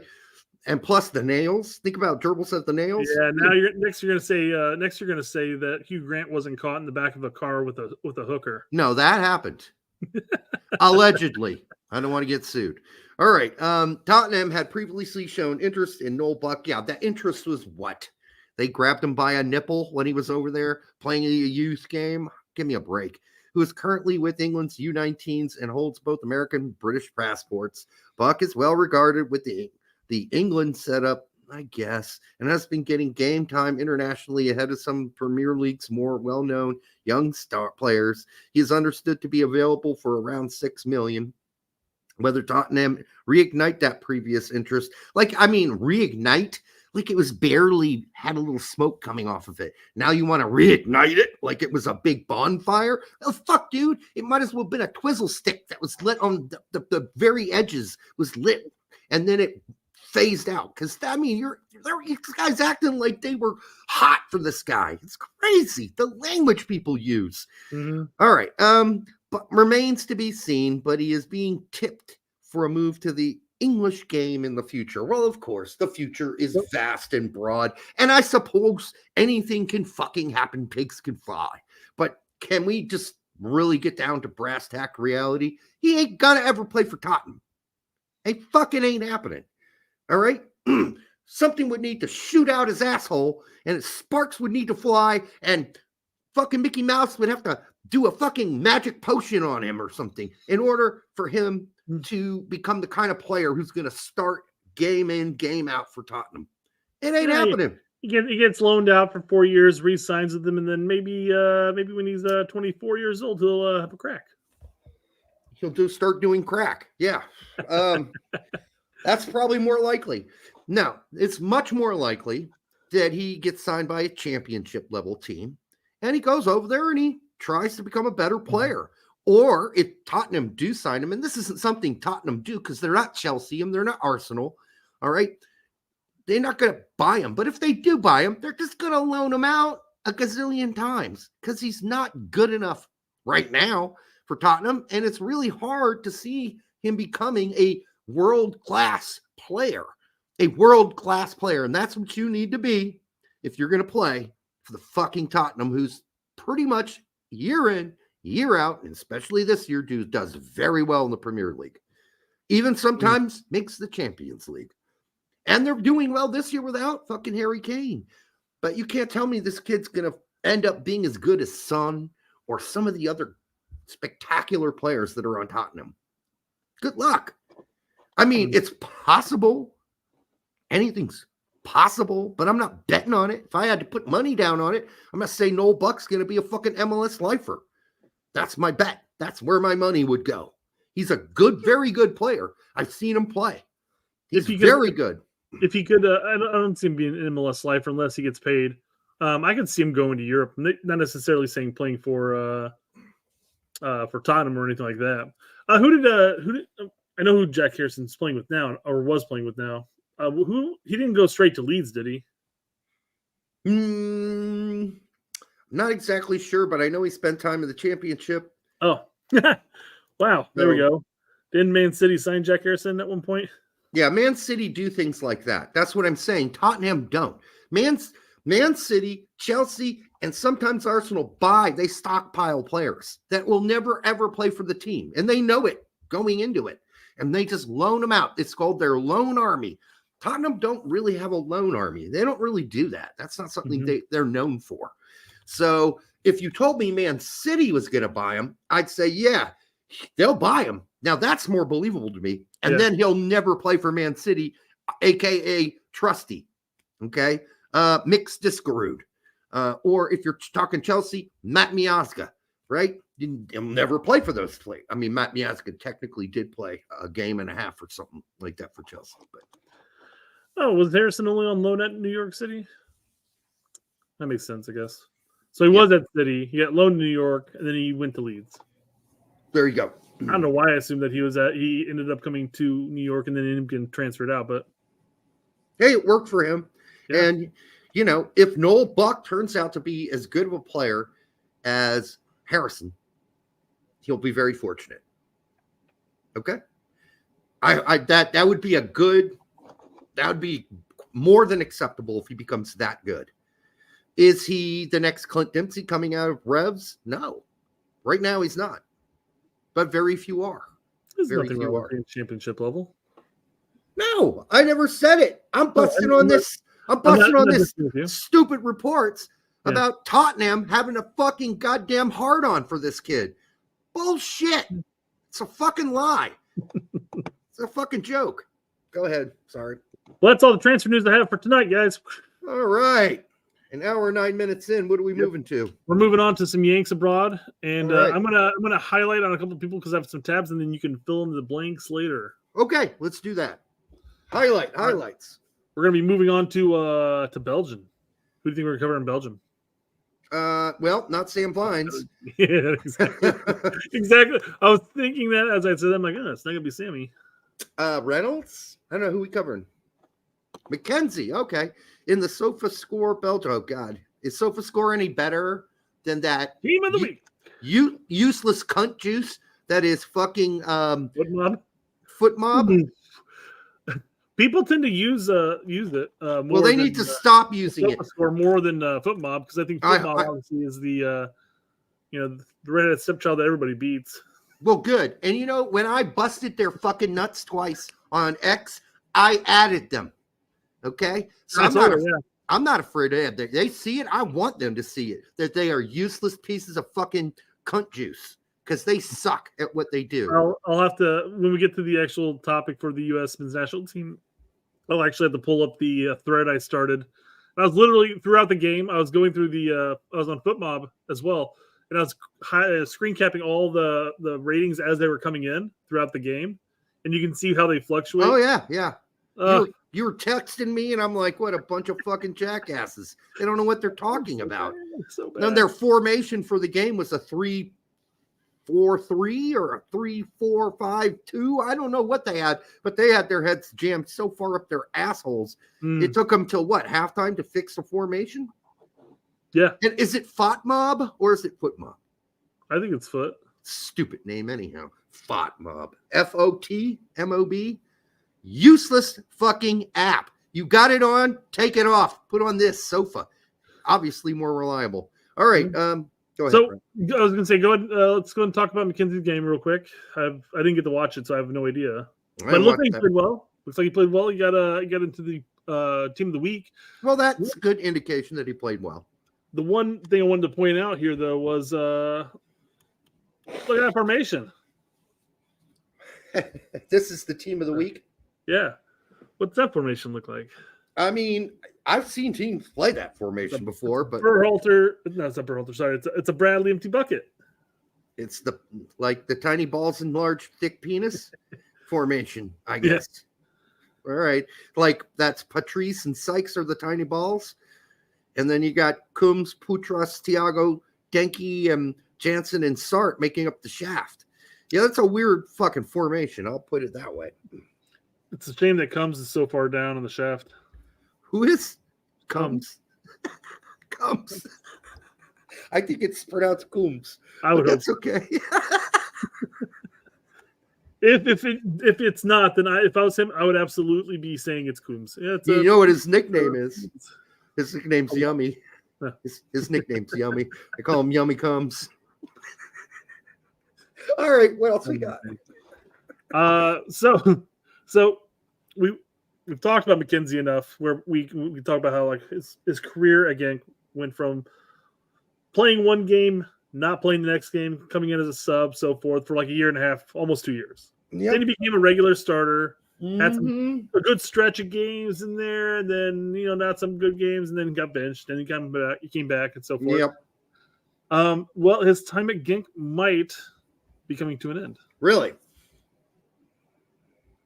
Leeds want Genk's American defender Mark McKenzie. Oh, I don't think that's happening. Man, I don't think that's happening. The next American, if ever, that goes to Leeds is probably going to get an earful from the fans from the get-go. Which is sad because Leeds is a history of American players playing there for years. And they've been, lauded. And they've been usually treated very well until just recently. So I don't know if I want to go there, honestly. If I'll go somewhere else in the championship with Mark McKenzie, but Leeds, it's too soon. It's too soon. Larry, for $2, can you remember soccer without Ochoa? This is back when we were talking about the Mexican Americans dual net panic. Can you remember soccer without Ochoa? I certainly can. Yeah. I'm old, Larry. I can barely remember the time with Ochoa. I can remember soccer without Pulisic. How's that? Hey, I remember soccer without Landon Donovan. That's how fucking old I am. Jose Lopez for $2. Thank you. Bucio. I know, but here's the thing. And Tack missed this point on his show today. They lost. Venezia lost. Does it look like they're going to be promoted? It kind of does, but things have not been going very well lately. They've been playing against lower level teams and not doing so good. Like teams that are at the bottom of the table, they need to beat. And so they need to get back to the winning ways. I'm happy for Bucio. I'm happy he scored. Venezia, despite the fact that they're out of the last 5 games, they have a 1 win, 2 draws, 2 loss record right now. Despite that, They are 1 point away from being a guaranteed promotion. Yep. And they are currently 7 from first. But Farmers they got people breathing down their neck, though. Oh, sure, yeah. So they have 38 points. Below them is 36, 35, 33. So there's at least 3 teams that are right, And one of them is Como. No, Como was second place. Okay, so they did pass them this weekend because of the loss, because Como was below them before that. Yeah. And that is the team where we didn't mention in transfer news. Transfer news, everybody loves that transfer news, but me, it was Giacchini. I'm sorry. We mentioned that last show. No, it wasn't confirmed yet. Oh, no. Remember, Fabrizio said it was confirmed. And no, Manuel said it wasn't confirmed. Well, that's not confirmation then, because if Manuel says it's not confirmed, I'm going to go with Manuel because he runs fucking transfer market. Okay, I mean, so fair, and but, Fabrizio didn't come back at him and say, "Okay, you're wrong." And by the way, here's my sources say the deal is done. And since he didn't ever say the deal is done, I was like still in waiting mode. But now the deal is done, and Giacchini is going to Como. I'll say this: I guarantee you, Fabrizio's comments and his notifications and his inboxes are just super flooded that he doesn't give a rat's ass about it. About what Manuel Vance says? I think not what he said. No, and that's not what I said either, Derek. I said the notifications that he'd be getting, because that's what it was. It was a notification on Twitter. Now, mind you, if he reached out to him and said, "Hey, Fabrizio, this is what I'm saying," I'm just saying, I guarantee you that Fabrizio's not going through all of his notifications and says, "Oh, here's Manuel." He's saying, "It's not. Oh, maybe I should double check this." Well, maybe he doesn't go through all. He goes on there. I guarantee he goes on there and just posts and bounces out. Probably. That'd be insane. He's reliable, though. I'll give Fabrizio that. He's usually very reliable. So he ended up. Apparently, he did comment on it. See, Brett? He did comment on it. We missed it. Oh, man. We missed it. You did poor research. I had it right from the get-go, and you're the one that was countering, "Oh, I'm going to believe Manuel." All your fault. All right. What else we got? Being correct, you mean? Hey, I'm just saying you weren't correct. Last show. Correct. It wasn't confirmed yet last show. One of those teams vying for Venezia's spot right now is Palermo. Yeah, but they're having the same problems right now with Venezia. They're being erratic. Sure. Both of which are still in playoff spots, but you don't want to be in the playoff spot, so you just need to get that second spot. Because they could overtake Parma at this point, but yeah, you want an auto spot. You don't want to go through the playoffs because that's what Venezia went through the playoffs last year. That didn't work out real good. So they need to just get the auto promotion. I was gonna say in Serie B's playoffs defense, Venezia squeaked in at 8th and barely got into the playoffs, despite the fact that they went the entire half a season where we're like, "Oh, they're gonna get relegated." Yeah, it was scary for a while. Yeah, they look Serie C bound. Serie C. Serie C. All right, what else we got? We're gonna talk about Gio's whatever it was, like 17 minutes or whatever it was he got in that game. Dortmund is expected to receive an offer for Gio Reyna soon. Oh God, soon? How soon? I hope real soon. The tendency is that the player will be sold and the club will receive a sum in the double-digit millions. Oh my God, it's going to be so much less. So much less. So Dortmund's looking for 15 million, I believe. That's so tiny compared to what they would have gotten two years ago. Yeah. I mean, they fucked themselves. Terzic is fucked a bag of money right now for them. So I mean, yeah. Well, on top of the injuries took about half his value down, and then Terzic's taking it the rest of the way. Mm-hmm. So, yeah, I mean, it sucks. It sucks having a player, get injured for about a year and a half, and then you see his value drop. But you know what you do when he returns to get his value back up, because all it takes is like half a season that thing's going to start skyrocketing back up. Maybe, yeah. But you don't give him time. You don't give him a chance. He has like a stupid amount of a little bit of minutes. 15 this weekend. And, he, even in those 18 minutes or whatever it was this weekend, he had some good moments. Mm-hmm. But, that's all he's getting. They were already up 3-0. So it was just, it was junk time. Larry says for $2, Lawless can play Lawless has 1L. Lawless in the middle. Lawless can play guitar better than Derek. He might be able to, but he can't write a song to save his fucking life compared to me. I can tell you that much. Like, I mean, seriously. I've never listened to any of this stuff, so I have no idea. His albums are horrible. All right. Per Bill, Dortmund is expected to receive offers for Gio Reyna soon from clubs. I'm sick of hearing this. Just get it done. It's believed to be at least in the double digits. You would hope so. Holy shit. Real Sociedad, Atletico Madrid, Sevilla, Benfica are said to be interested. Okay. All right. So, I'm almost bored reading these. So, Galazzo had Seb and Herc had their contact with La Liga on the show, and I was watching it just before I got on here, and they were talking the team that they were all pretty confident with, like it would be a good spot would be I think they said Sociedad. So I guess they're all like, you know, without saying that that's where one of the bids are coming from, that seems to be where one of the bids may be coming from. Well, you don't want to go to Atletico Madrid, that's for sure. I mean, no way. Not with that manager. That's not a manager who likes players who are artistic. Yeah. And you know, Benfica, the history of our players in Portugal, poor. Don't go to Portugal. Sevilla, I don't know. Maybe. They need the help. That's for sure. We'll see. But, you know, otherwise it's just a lot of horse shit conjecture. And it's not really worth talking about until we see something solid. Or Fabrizio gets on the horn and posts something on X. Or, yeah, I mean, Sevilla would be a risk and a half, to say the least. Yeah. They're 1 point out of relegation. Which is sad for such a storied club that's had a great history in Europe and done some pretty great things. But, yeah. If he goes to Sevilla, it better be just a loan.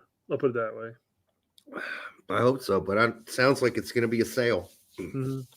And it sounds like if it is a sale and this all happens, since it seems to be building towards that our homeboy is going to be, Diego's not going to be correct on this one.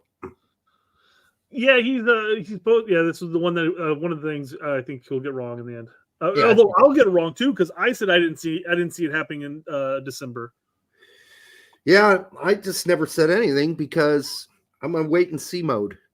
Well, I mean, I guess from a club standpoint, I don't see why they'd rush it. They'd rush it unless the player and you know, dad and the new agent is really pushing for it. Oh, there you are. They are pushing hard. That's the only reason why, and that's I think I initially said before we started pointing out that Claudio went to Dortmund.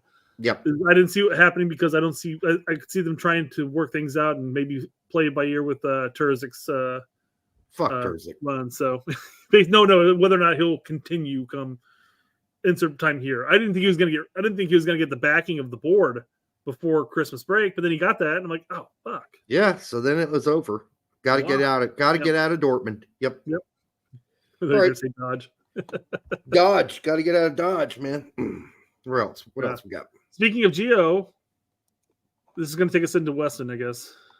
Juve should bring in Gio and stop playing Moretti. That's probably not going to happen. It's not going to happen. But I wouldn't fuss and complain if it did. That'd be fun. That'd be a fun game to finally. Fun 2 games. You can watch 5 Yanks play. No chances of relegation bound. Now, mind you, of course, you have to vie for your spot. We're seeing that with Weah. You know, there were games where he was starting and playing, and then now he's back from injury and back to bit minutes. Might make watching Juve games more fun.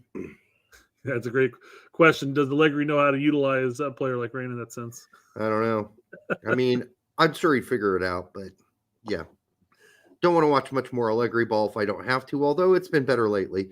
La Verdad. Moretti is good. What the fuck do people see? I haven't really had that much big of a complaint about Moretti. I've noticed moments, and especially earlier on when he in the season, and I think things have leveled out, of course. And yeah, I'm not saying that he's not a good player, but and I don't think this would happen. I don't think it should happen, quite frankly. No, it's not gonna. Nope. But yeah, no, I think a lot of people are looking at the faults that he had, especially earlier on this year, and continuing to carry those on. Yeah. It was like me with the was it Marco Roca? Mark Roca? Mark Roca had a splendidly shitty game right next to Johnny this weekend. That was where Johnny had to carry buckets of water for Mark Roca again. Yeah. I mean, we saw this with Adams and then McKinney as Yeah. well. So, yeah, Mark Roca just not turning out to be that great of a player. So yeah, and there were a lot of people at Leeds telling me, not telling me, it's great. I'm just like, I'm not buying this one. that was a 50-50 split on that. Yeah. Either you supported him, or like the one guy who does the show did, or lots of fans couldn't stand him, Mark Roca. So, yeah. And then he ended up benched for the remainder of the end of the season. So, yeah. Did you want to finish on Cardoso before we come back to Weston? And that was pretty much it. He had a really good game. He looked like he fit in. Mm-hmm. Didn't look out of place. It's like he's been there for years. What a rough game to get your debut on. Yeah, it wasn't great, but I mean, I guess what I would say is he'll get a lot more playing time, and maybe Tack was closer to the reality than I thought, because it looks like he's going to start going forward. Yeah, no, there were a lot of people after that game pointing out that a player coming from the Brazilian league can step into La Liga, whereas players from MLS cannot. That's true. Yeah. Let's go ahead and jump back to Juventus game, because we kind of covered talking about Juve, but not necessarily covering the actual game itself. I don't know what Weston balled again. I mean, we said that already. Weston balled. Weah got 33 minutes. Didn't do a whole lot, but Weston's just turning out to be one of the best players on that team, and we already mentioned he got a goal kind of semi-robbed for him, but did we talk about that during the show, or did we talk about that off the air before the show started? Might have been off the air before the show started, but I'm kind of blending there. Yeah, so there's Weston had a goal, not necessarily saved off the line, but it's pretty damn close to being saved off the line earlier in the match. And then he would have had a goal in the second half, but Vlahovic ended up toe poking it in. Right. And a lot of people are up in arms like, oh, he cheated, he stole that, blah, blah, blah, thief. But he's got to poke that in. Yeah, and that was the thing. It was asked on Twitter. It was like, hey, would you have done this if you were in his boots? Yeah. From a striker standpoint, I absolutely would have done it regardless. But from a player standpoint, you have to do that. Right. I love McKennie's reaction to it. I mean, he just sat by the goal like, oh God, You're welcome. Really, You're welcome. Really. Yeah. And then you got to poke that in, because if it hits the bar and doesn't go in, then it's on you. They're up 1-0 in like the 70th minute, I think it was, or something like that. It was like the 63rd, 70th minute, somewhere in the range. You're up 1-0, and you have this opportunity. Do you let your teammate possibly get the chance of scoring the goal here, or do you toe poke it and verify that it does go in? You toe poke it. And plus, it's instinct. Yeah. I mean, you're really just going off instinct. You're going to poke that in. I mean, as a striker, that's what you live and breathe for. So, yeah. And he's not going to go, oh, hold on, pull that toe back. That's McKennie's goal. Exactly. You didn't have that long to think about. Let's go. No, we as American fans are out here saying, like, yes, Weston needs to score a goal. Well, he gets the assist. He does what everybody talks about the hockey assist. Like, he lays a nice long cross, and then that ball gets played back, and they score a goal. He's an integral part in a lot of the build-up plays and stuff like that. And from a coaching standpoint, you love the fact that your midfielder is doing that. From a U.S. standpoint, we want the goals. Weston, those. I really do think Vlahovic needed to go over, and this is what I did not like. He turned around, scored the goal, and act like it was all him. Didn't go over and give McKennie a high five or anything like that. To me, that's kind of lame. That I would have liked to have seen. Like, you see that often, where a guy's like, yeah, you gave me you did all the work. Yeah. You gave me a tap in, so I'm going to come over and give you some shine. And he didn't give fucking McKenny any shine at all. Well, not the very beginning. They eventually had a little snuggle session before the kickoff again. Yeah, but fucking McKenny had to go to him. True.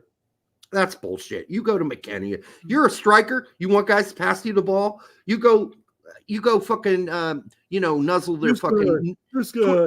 You give their nipple a little rub, all right, when they do something nice for you. You don't just leave them hanging. And that I don't like. I don't understand that. I know when I played, strikers, they would always come over and thank you for a great pass that led to a tap in, So I don't get that behavior, whatever. Maybe that's a Vlahovic thing and what they do in his country. But I know a lot of other places, somebody sets you up a tap him and you go over. That's the first thing you do. You point at them. You're like, you did that, motherfucker. Yeah. So share the shine. Share the shine. That's all I'm asking. Share the loot. Yeah. All right. So last game I wanted to cover, and then we'll let you fill in the blanks of all the other Yanks abroad, I guess. Yep. Is I wanted to cover the some of the PSV talk here. Okay. The number of things. I'm sorry. The number of times Pepe makes smart runs that are timed well and finds himself somehow ignored is crazy. Was he ignored? In this one, yeah, I imagine. The last, I think you may be referring to last week where the guy attempted to try to get him the ball, and they tried. Because this is something you bring up every week when this happens, is that unlike, say, Josie at Sunderland, they're actually looking for Pepe. They try, yeah. Maybe on this particular occasion, they fucked up and didn't pass it. But right now, at this angle, yeah, I mean, he should be trying to clip that through. Now, granted, there isn't a lot of whole space there for him to clip it through in front of Pepe, because you can't kick it through the guy right in front of him. Can't really kick it sideways unless you kind of chip it through. You could chip it, I suppose. But it's got to get through a very tight crack. So I don't know. Yeah, I mean, he's making his trajectory this way. He could slot it through this way. It could also get blocked. To your point. Yeah. The other option would be to kick it more like this.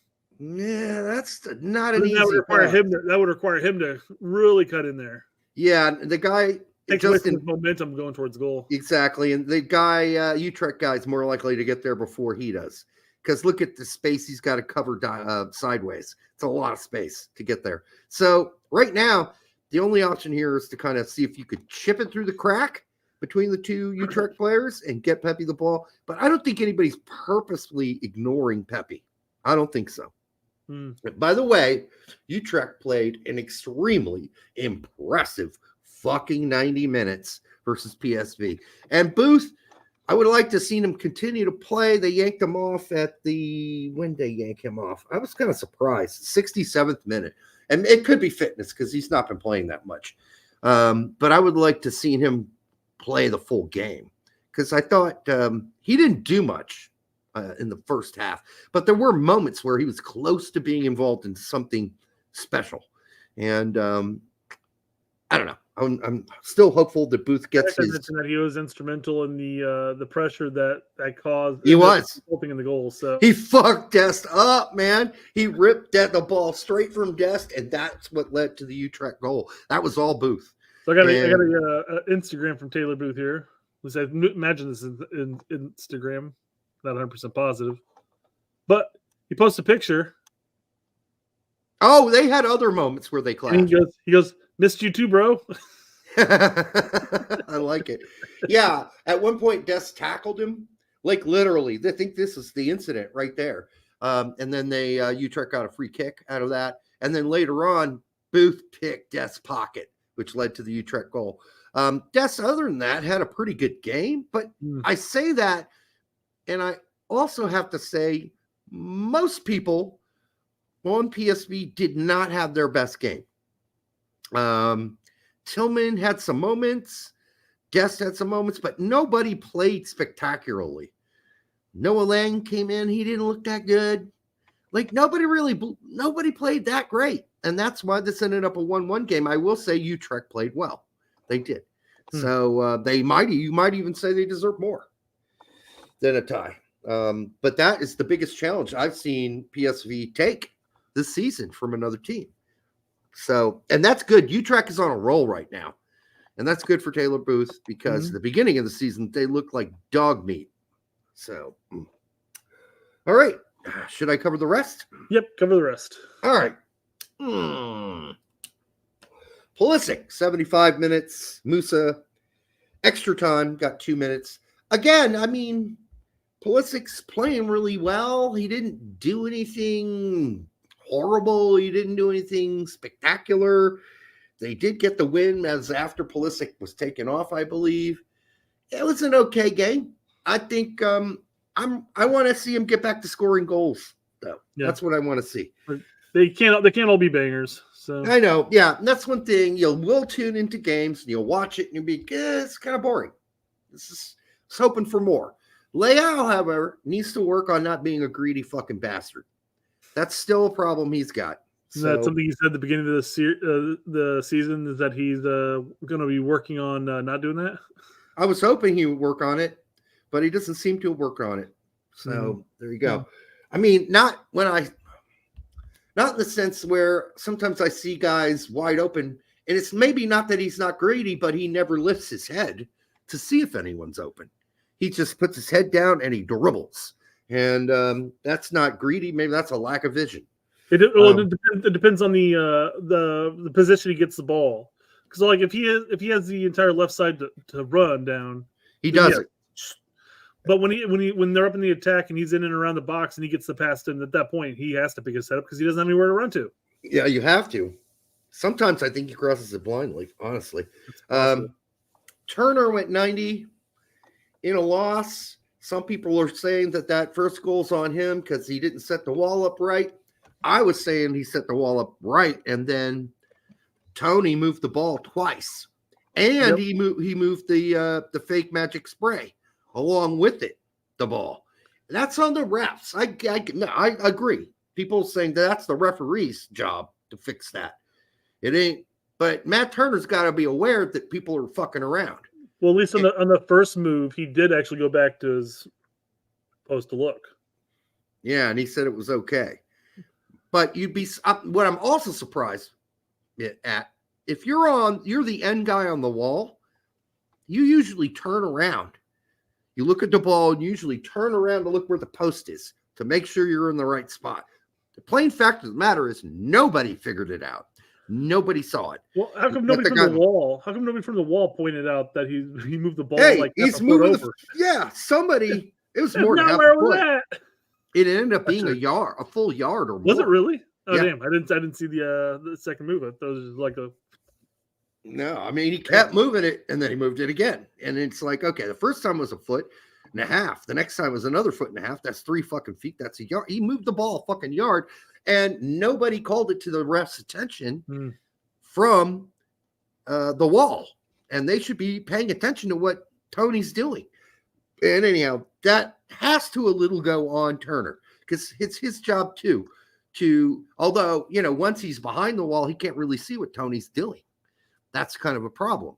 So maybe he sprinted back to the center of the goal too quickly. He needs to stay over there a little longer because he did move to the center of the goal too quickly. And then the ref came to the wall to work out whatever bullshit was going on the wall, pushing and shoving or whatever was going on. He should have gone back over and checked again. So I'll give people credit for who said that. Richards went 90 at right center back. He actually played center back, and it was bad, dude. 2 of the goals are on him. Now, it was a lot of goals, so that's not all the goals. I think it was 5 in total. But it wasn't the best game. And, when you're young, you're going to have you're going to have days like this, and you're just going to have to pick your head up and get back to the next game. I will remind people that Brazil got their asses slammed by Germany, 8-0 in a World Cup? And they had pretty good center backs and defenders. 7-7, yeah. Anyhow, that was a total destruction. So you can have a bad game. In his case, you can be young and have a bad game and you bounce back. But was not a good game. It was 7-0. Okay. I just lost track of how many goals it was. Now I'm hearing 7-1. Now it's 7-0. I don't even know now. I thought Brazil scored 1 goal, but maybe they did. I don't remember. I just remember watching the game. It was an ass stomping. yeah. It was to the point where like this is embarrassing to watch. Reina, we already talked about 18 in the win. Sargent 64 and a goal. Really didn't want to see him yanked in the 64th, but he wasn't really doing anything. He scored the goal, but it's not like, okay, he needs to get back to fucking demanding the ball.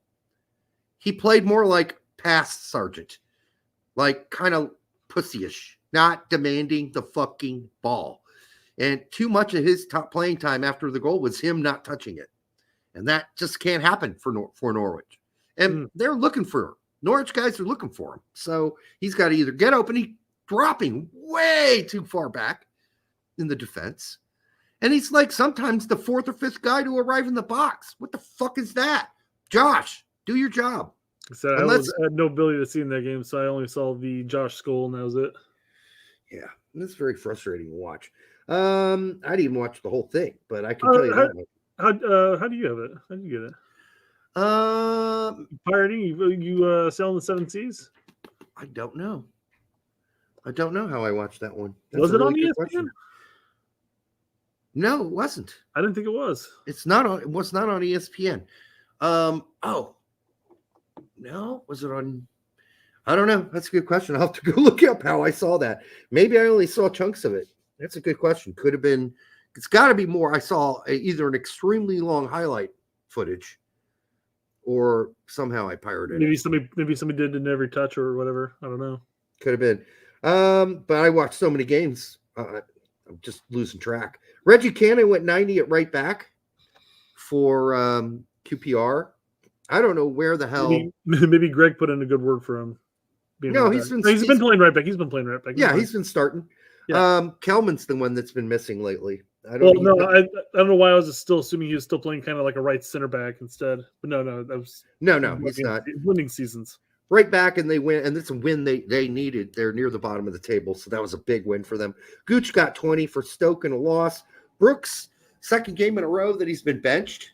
So if he continues to be benched, second game in a row they lost, right? Yeah, every time he was benched, they lose. So I don't know why they keep doing it. They win the games he plays. They've won more games when he plays because every time he doesn't play, they lose. So I don't know what's going on. Maybe Matarazzo's trying something new, but I know he's mentioned Matarazzo that he really likes the younger guys that he's brought in because they've been really good in training. So he wanted to give them an opportunity. But if you're giving them the opportunity and they're losing, then you got to go back to what was working. So we'll see what goes on there. Maloney did his standard hard man working 72 minutes for a tie against Paredes and Wolfsburg. Paredes got 3 minutes. Paxton Aronson did not play. This is not surprising. He needs to get the fuck out of Frankfurt for a loan somewhere. We already talked about Busio scoring. It shocked me. Tacton mentioned, and I never really paid attention. I never really thought about his age, I guess, but Tacton mentioned that he's 21. Yeah. I was like, oh, wow, yeah, he needs playing time. Right. He's badly. He's got hair on his ball sack now. So this is not, oh well, he's still young, he's still a teenager. No, he's 21. He's a grown fucking man, and he needs to play. Mm-hmm. Busio and Testament we already talked about. Both went 90. Busio scored. They still lost. Novakovic 90 for Lecco. This time he did not score, or Lecco. Lund 75 for Palermo. Caleb Stanko. With 6 minutes for Lamia. I tell you what, if you're in the Greek league and you're getting 10 and 6 minutes every game, it's time to come back to MLS. Balogun, or maybe USL, honestly. Probably not even good enough for MLS at this point. Balogun, 90 minutes in a win, and all 3 goals scored by Ben Yedder. This is not good news for Balogun, not in the scoring for some time now. Needs to get off the schneid. Benji Michel in the 18 for Aruca in Portugal. Zach Booth, 24 for Volendam in a tie. This is the first time he hasn't started in a while, Zach Booth. But my guess, based on the way they played, he's going to start next game. McKenzie, 90 in a tie. Austin Trusty, 80 in a tie. He played left back. I don't think he's playing left back for us anytime soon, so he needs to get back playing center back. Dwayne Holmes did not dress. Scally, 90 minutes at right back, and PFOC, another goal, and 90 minutes in a loss for Borussia Mönchengladbach. McKennie and Whale, we already talked about. Luca De La Torre, 76, pretty solid minutes, but nothing spectacular in a loss this weekend for Celta. Zendejas, 79 minutes in a win. Cade Cowell got 30 minutes in a loss for Chivas. Vasquez came in, got 21 minutes in a win. Sam Vines did not dress for obvious reasons. Cave, Zahiro Leslam. Cave, Zahiro Leslam scored. Came back straight from injury, went right back into the starting lineup for St. Truden and scored for them. He's a very tall, lanky, big kid, young. Keep an eye out for him. He's jumped straight to Europe and starting to a starting role for a traditionally pretty fucking solid Belgian team, and scoring goals. So they lost, but there you go. Slovenia, 90 in a win. Holy shit. Eupen won a game. Holy fuck. Pigs can fly. It's a miracle. We're going to get relegated. We already talked about the PSV boys. Exactly. Probably, yeah. Sabi went 50 in a win. Got yanked at pretty close after halftime. Maybe he wasn't having a good game. I don't know. I didn't see it. And then we already talked about Johnny getting 73 in his debut for, I say debut, not to mock tack, but he did once say debut instead of debut. Debut. I don't know how they say that. Maybe debut. I know it's a French word, but you'd think they'd have something close since they're also a romantic language in Portuguese, but I guess not. So he says debut, or maybe it wasn't. That's pretty close. I mean, it still sounds pretty close. Debut. Yeah, if you say like he made his debut, I would have assumed that. Oh, you mean debut? Debut sounds like an island in the Caribbean. Had a great vacation at Debut. Let's see. Rick Van Hees, by the way, went 90 minutes at right back for Utrecht's 2 team in a loss. Ricky Van Hees. Sounds like he should be a race car driver. Ricky Van Hees is rounding the corner on turn 3 here at Daytona 500. Debut. I'm sure it's not pronounced that way. Probably not. And that is probably it for the Yanks abroad. Well, Derek, I've had an update. Okay. You ready for this one? All right. Well, this is transfer news. Everybody loves that transfer news, but me. Okay. No official offers have been landed for Noel Buck. No shit. Really? What a fucking shocker. But there are he has a ton of teams that are interested, primarily or particularly in England, also in Germany, and a club in Club Bruges. Club Bruges. No big bid comes late before the European transfer window closes February 1st. Buck will continue his development in New England for another 6 months, bing, bing, even bing. a full season, depending on what happens over the summer. Or this comes from Tom Bogert at The Athletic. Maybe another 6 years, not 6 months at New England. Listen, if you're out there flapping your fucking gums, talking about fucking Tottenham, and now you're already deflated it all the way down to Club Bruges, you know you were full of shit right from the start. All right? Because that's a massive gap in team prestige. All right? Tottenham is up here on my forehead. Okay? Club Bruges is down there by my fucking belly button as far as club prestige.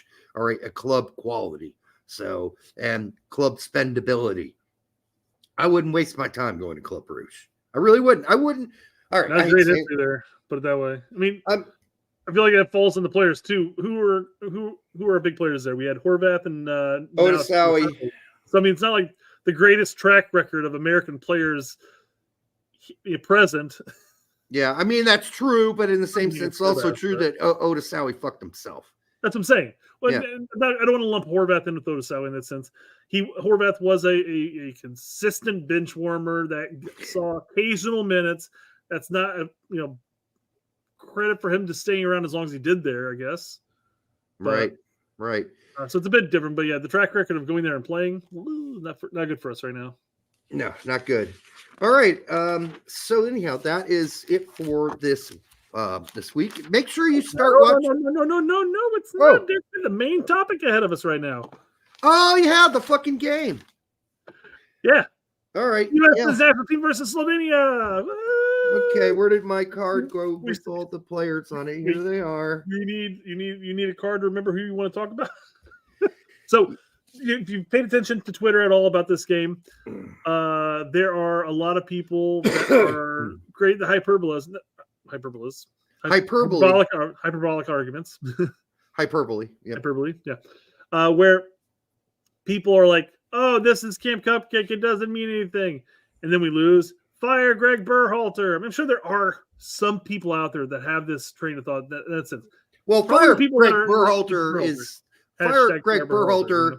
Fire Greg Berhalter was already there. Yeah, they already felt that way before this game. So, yes. But it's just a narrative that's not really there for everybody else. People watch this game and like, well, that was 2 hours well spent. Not spent. But I wanted to highlight the pregame crew here. Okay.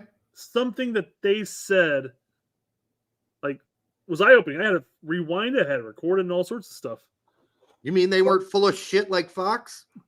No, they weren't. What a miracle. Can't Listen, hear. I mentioned at the top, it's a major year for U.S. soccer. This match, however, it falls outside the FIFA international window, so you're not going to see those European-based stars today. It's composed completely of MLS players, Team USA, but not a lot of experience. Vast majority of these players untapped. So January camp, January game, yeah, opportunity. Weird. He would have been fired by Fox right there. He would have been like, motherfucker, that's too much honesty. You can't say that. You got to pump this team up. Well, I mean, we got to do a fucking focus video on fucking Jesus Ferreira. Oh, he's not playing today? All right, make one about that other guy, Maguire. Duncan. Yeah. I'll do one all about how fucking Scottish this guy is, but he's playing for America, Woo! and he's Scottish-American, and we love our Scottish-Americans. Well, let's do a video with him in a kilt, kicking the fucking ball around. Let's make him out to be a fucking Jesus Ferreira-like hero. No, these guys didn't fuck around. They said, this team sucks. And what you're about to watch is going to be boring and it's going to suck. And that's okay. I'm glad you're here to watch the show. But these guys would have been fired by Fox. That was Beasley's talking points was, hey, these guys have had 8 days to get to know each other and learn how to play Greg's system. It's not going to be pretty to watch, guys. I know. But maybe we'll come out of this game with a couple of guys to keep an eye on.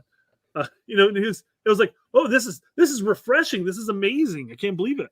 Yeah. Knock, knock, knock, knock, knock. Hey, Lawless, do you watch this coverage? This is how it's done.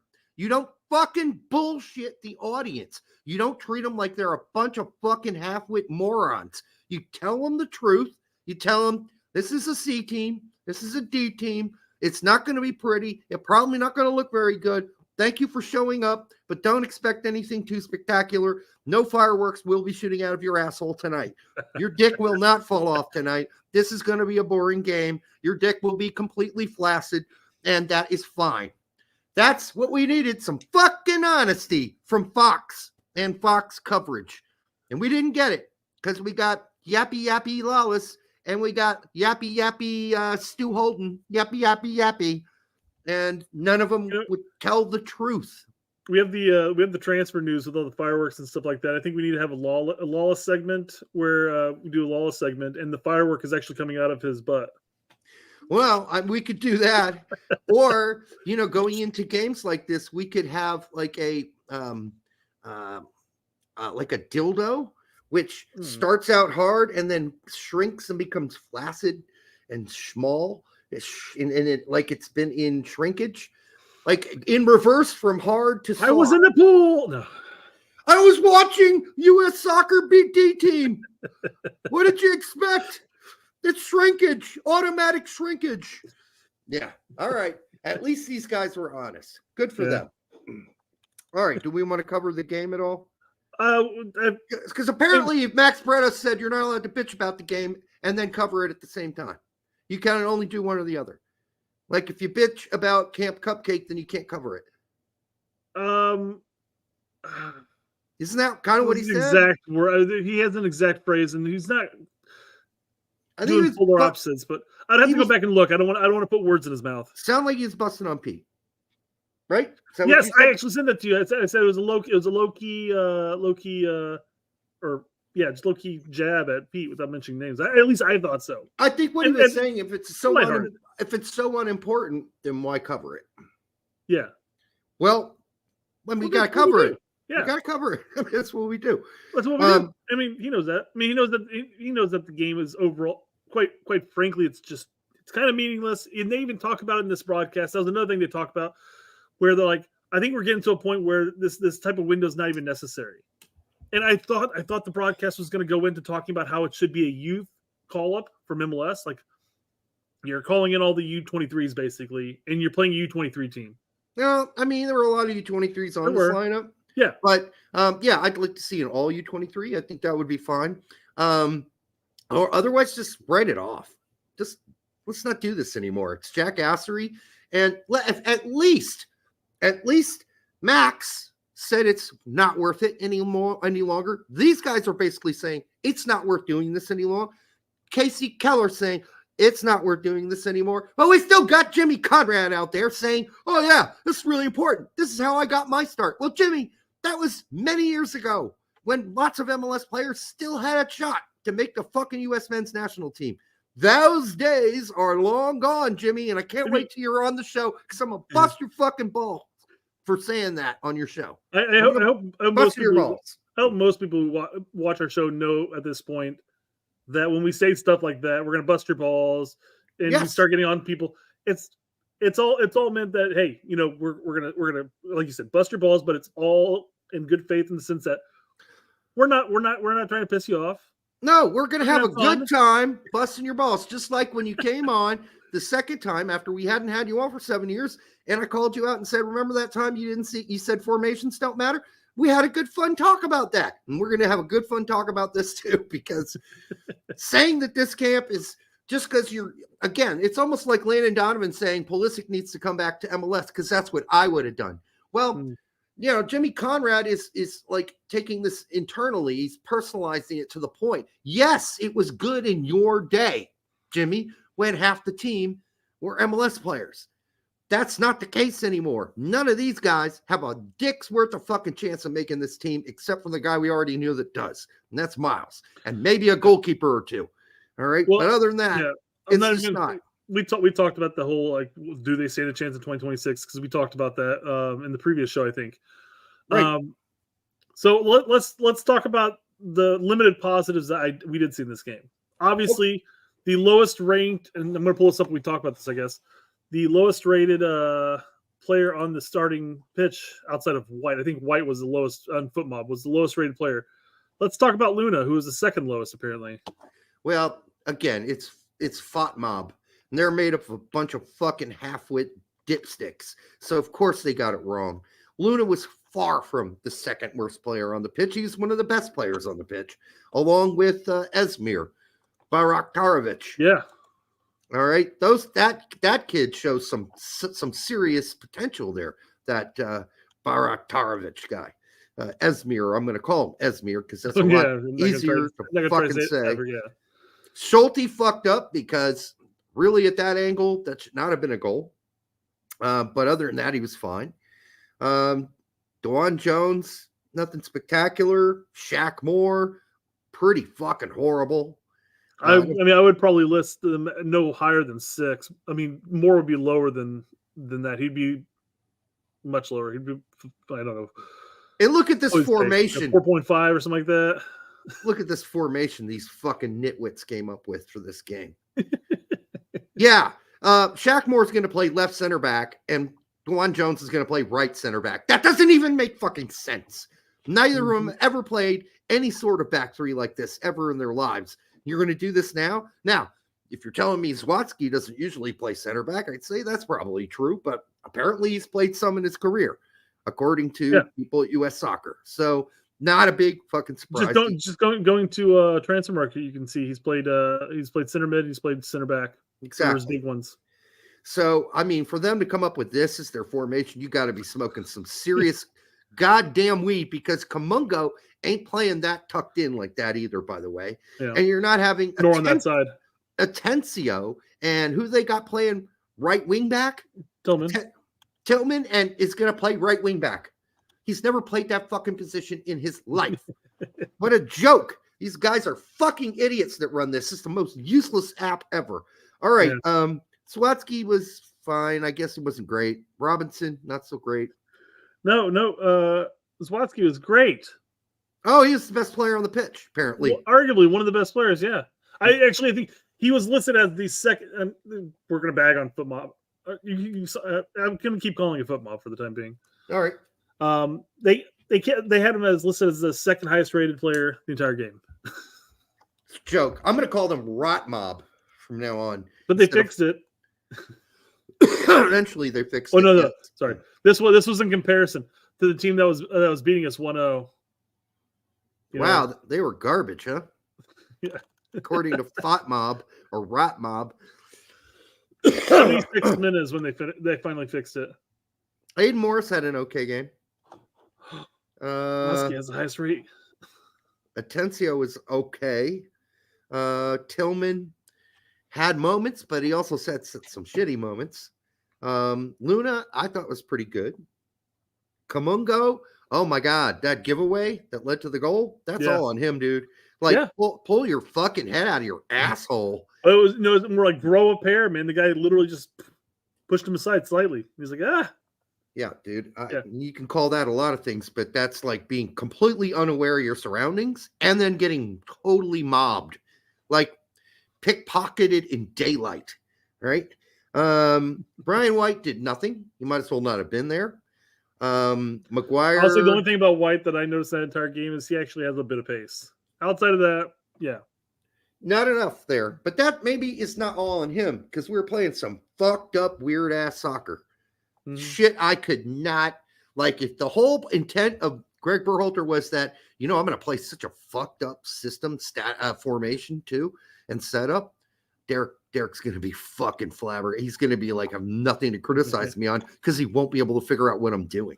Sure. I love it. Obviously, we know that the ratings are coming from an accumulation of number of contributors, correct? Is that how it really works? I don't know. Who are these contributors? Somehow Brian White went off the pitch in the 62nd minute. And got better? And then again, this screen cap was at the 76th. So he was off the pitch for 14 minutes. By the end of the game, he got better? He actually dropped 2 points. He got worse for sitting Pine incorrectly. Yeah. He rode Pine with only one butt cheek instead of two. All right. Outside of White, Luna was rated the least quality player on the pitch. Well, then those motherfuckers, whoever they're using for their accumulative score, are fucking idiots. And it's as simple as that. Asmir was, I think, off the bench, the most impressive. McGuire was okay. I don't know what we were supposed to expect. Tolkien, I mean, I don't know. I expect more against Slovenia's D team. McGlynn, I thought was pretty static and stiff. I don't think he looked very fresh. He almost got his pocket robbed too. You have outdated info, Brett. This was all during the game, guys. Things may have changed since then. I'm not saying this is accurate right now. So yep. And then Wiley, didn't get to see enough of him. Got 20 minutes there at the end? 15. And then what's the point of putting Azeel Jackson in for 3 minutes? I don't know what the point of that was. Hey, we capped him. Oh, wait, this doesn't count? Fuck.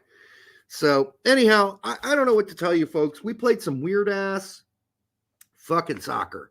where we had the midfield press up the field. You would see Tillman, and then the midfielders were like switching places constantly. Yes, it was mostly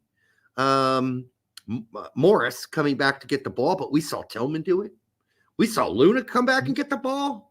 I mean, we saw some weird fucking shit. Yeah, they were all over the place in that. We saw Atencio come back and get the ball, but then we saw Atencio way up the pitch. I mean, it's just they were all over the fucking place. I mean, not that that's a bad thing. And I was saying maybe they just played total football, Brett, and they were just flip-flopping positions all game long. And that's fine because it seemed like a cyclical group of 3 guys in the midfield they were everywhere. And then you had the 2 widest players pulling all the way back. Kamungo was basically playing right back when he got stripped of the ball. He was in a right back position, but he's supposed to be playing winger, but he was so far back, he looked like he was a right back. And we saw this all game long. It was just the weirdest shit I've ever seen. The right back switching places with the wingers, the center, the fucking midfield looking like they're center forwards. It was weird shit. Weird. We were never going to learn much of anything from the Camp Cupcake game at all. We were only going to be able to say, hey, I'm interested in seeing a couple of these players more. And that's legitimately all that came from this match. I would like to see more from Esmir. Yeah, I like that. He can do it New England. But you know what? He's the stuff he created in that limited time up there. Yeah. It was nice to see. It was refreshing because there's a bit of creativity there rather than just playing the standard Berhalter ball in that sense. Although the Berhalter ball is kind of jumbled up anyways because they only had 8 days to learn it. There's only a couple of those players that have been in the system as a whole. Oh, yeah. I mean, he was going to be a mess either way he did it. Yeah. But it looked like a planned mess. Like it was planned that way. Yeah. Because it was consistently chaotic and guys were all over. There was like very little of a pattern to make any sense of it. Never seen anything like it in all my days of watching soccer, honestly. I want to see before we get to John's comment, I want to finish my thoughts on the match real quick. I want to see more of Luna. However, I don't want to see more of Luna out left. Not saying that he played badly out left. I just think, just like Reyna, he's not utilized well when you're isolating him off to the side. Yep, I want to see him more. I want to see him more in the middle of the pitch. I want to see how Esmir does next season in MLS. Sure, and see if this translates. He reminds me a little of like Reyna in the fact that he's really calm on the ball for his age, like when Reyna was really young, and you can't really take it off of him. He's really good about maneuvering his body between him, defender, and the ball. So, I mean, you'd think he'd be but no, he protects the ball fairly well. And it's really hard to get the ball off of his feet. He looked pretty dangerous. So, in his limited time. Other than that, I mean, that's about it. I mean, we knew who Aiden Morris was, and he did Aiden Morris things. Well, yeah. I mean, I was looking at players who I'd like to take a look at in the future, not necessarily for meaningful games immediately by any means, but I said Esmir, I said Luna. I also want to hold McGlynn in that category to an extent because his ability, when he got on the pitch, he was one of the only midfielders that was constantly looking forward and to get into the attack quick. And he's making some nice balls. Then there's some that weren't so nice, but right. Well, he almost got stripped too. Sure, that should happen. Led to a counter, but he just looked like he was not aware of his surroundings. Listen, you'll get this chance to see these guys play, Brett. It's called MLS, and so we don't need maybe not for McGlynn in that sense, but we don't need to see them at Camp Cupcake, and we might get to see some of these guys in the Olympics, and it's still the Olympics is a joke of a tournament. We all know that. It is. It's a joke. Nobody cares. And I know Pete was all like, oh, yeah, the Olympics are, Americans love the Olympics. They're going to watch the Olympics. If we do well in the Olympics, it could help U.S. soccer. Minimally at best. We're talking about mouse turds here. So I don't think it's necessary for the Olympics to be some great fireworks show. So we'll get to see some of these. It's good for exposure for some of those kids, but they can expose themselves every day if they want to. Get arrested for that, man. They get arrested for it, but I mean, yeah. So yeah, I just don't think the Olympics are that important. Am I going to watch it? Yeah, I'm going to watch it. I hope they do well. Yeah. Do I think a lot of our European kids are going to play in that? No, because their teams aren't going to release them for that. And so I don't know who's going to be on the team, but it's probably going to be fairly unimpressive and look a lot like what we saw here. So I wish them the best, but I don't think it's that important. I think the key in that point would be to go to the Olympics and not necessarily try to play a system. Because again, you're going to have he's had these kids for a number of camps to try to implement the Berhalter system, the USSF way. But at that point, you go there, you play your players in the positions and let them go at it. You know that's not going to happen. No. Because whoever is the U23 Olympic coach is going to be forced to play Berhalter ball. They just got a new guy. I thought the previous U23 ended up becoming a Berhalter assistant. It doesn't really matter who it is. Whoever it is, they're going to be forced to play Berhalter ball, just like the women's team was in the last World Cup. And as we can see, that's very pathetic. I hate calling it Berhalter ball, but that's what it looks like. I'm sorry. When you watch the women play in the Olympics, it looked really similar to the constipation that the men have when they go and play. So no one could shit. Everybody was just sitting on the fucking toilet, but nobody could drop a load. And that's the problem with the women in the World Cup. And it's the problem with all our youth teams in many ways, many of them. So since our homeboy left the youth squad, when we didn't play Berhalter ball, those were the better days. Ramos? Who? Ramos, yeah. Since Ramos left, youth teams just really haven't looked the same to me. And we always play a 4-3-3. Always. Maybe we'll stop that. Maybe 4-2-3-1 is in now. Maybe Berhalter's embracing it. Not fully, but enough that maybe it's allowed for other teams in our system to play it as well. Yeah. All right. That's going to do it for tonight. Real quick, I want to cover John's comment here. Hey, Brett, the stats they use come from outside systems. Well, those outside systems suck so far, John. I mean, I don't know what to tell you when you're that far off with your ratings. Something with the system is wrong. Those systems use real people, broken people, as well as tracking systems to build a ranking. I get it. So I guess it's not their fault, is what you're saying, but it is because they're using these people to build the ranking. And those rankings are often way off. They're just so far off. It's like, what game are you watching? Sometimes they get it wrong, and it changes when they correct it. Yeah, I mean, listen, if I got to go back a week after the game's over to go get the most up-to-date ratings, then it's too late. I've already moved on to another game. So it's like... Well, yeah, if a lot of the ratings on the system is generated through the stats and stuff like that, there's a reason why somebody like our center backs would be highly rated. It's because all you do is pass it back and forth in that horseshoe thing. Your stats are going to be look better if you have like a 99% passing rate, despite the fact where like somebody like Luna, who might have a lesser passing rate because he's actually trying progressive attacks and passes. Yeah, if you're going to use real people, don't use people from the low IQ association, because that sounds like what's going on here. You've got a bunch of idiots who don't know the game making ratings on players. If you're rating Luna as the worst player on the pitch or next to the worst player on the pitch, then you just simply didn't watch the game, or your head's jammed so far up your asshole you can smell the fucking fluid coming out of your stomach because you're all the way up there in the large intestine. So anyhow. All right. But John, I appreciate the comment, the clarification on what they do, man.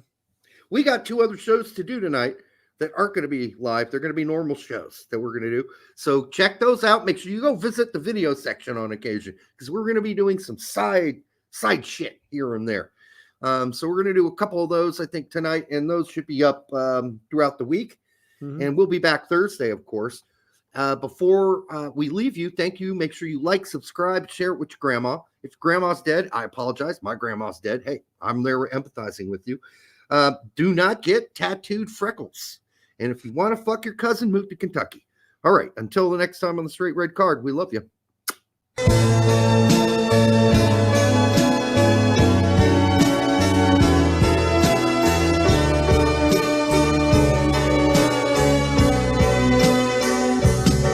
But she's a trap. She's an unsung novel, turn a laugh and get your whole world dazzled on the line, or a phone call with or without wine.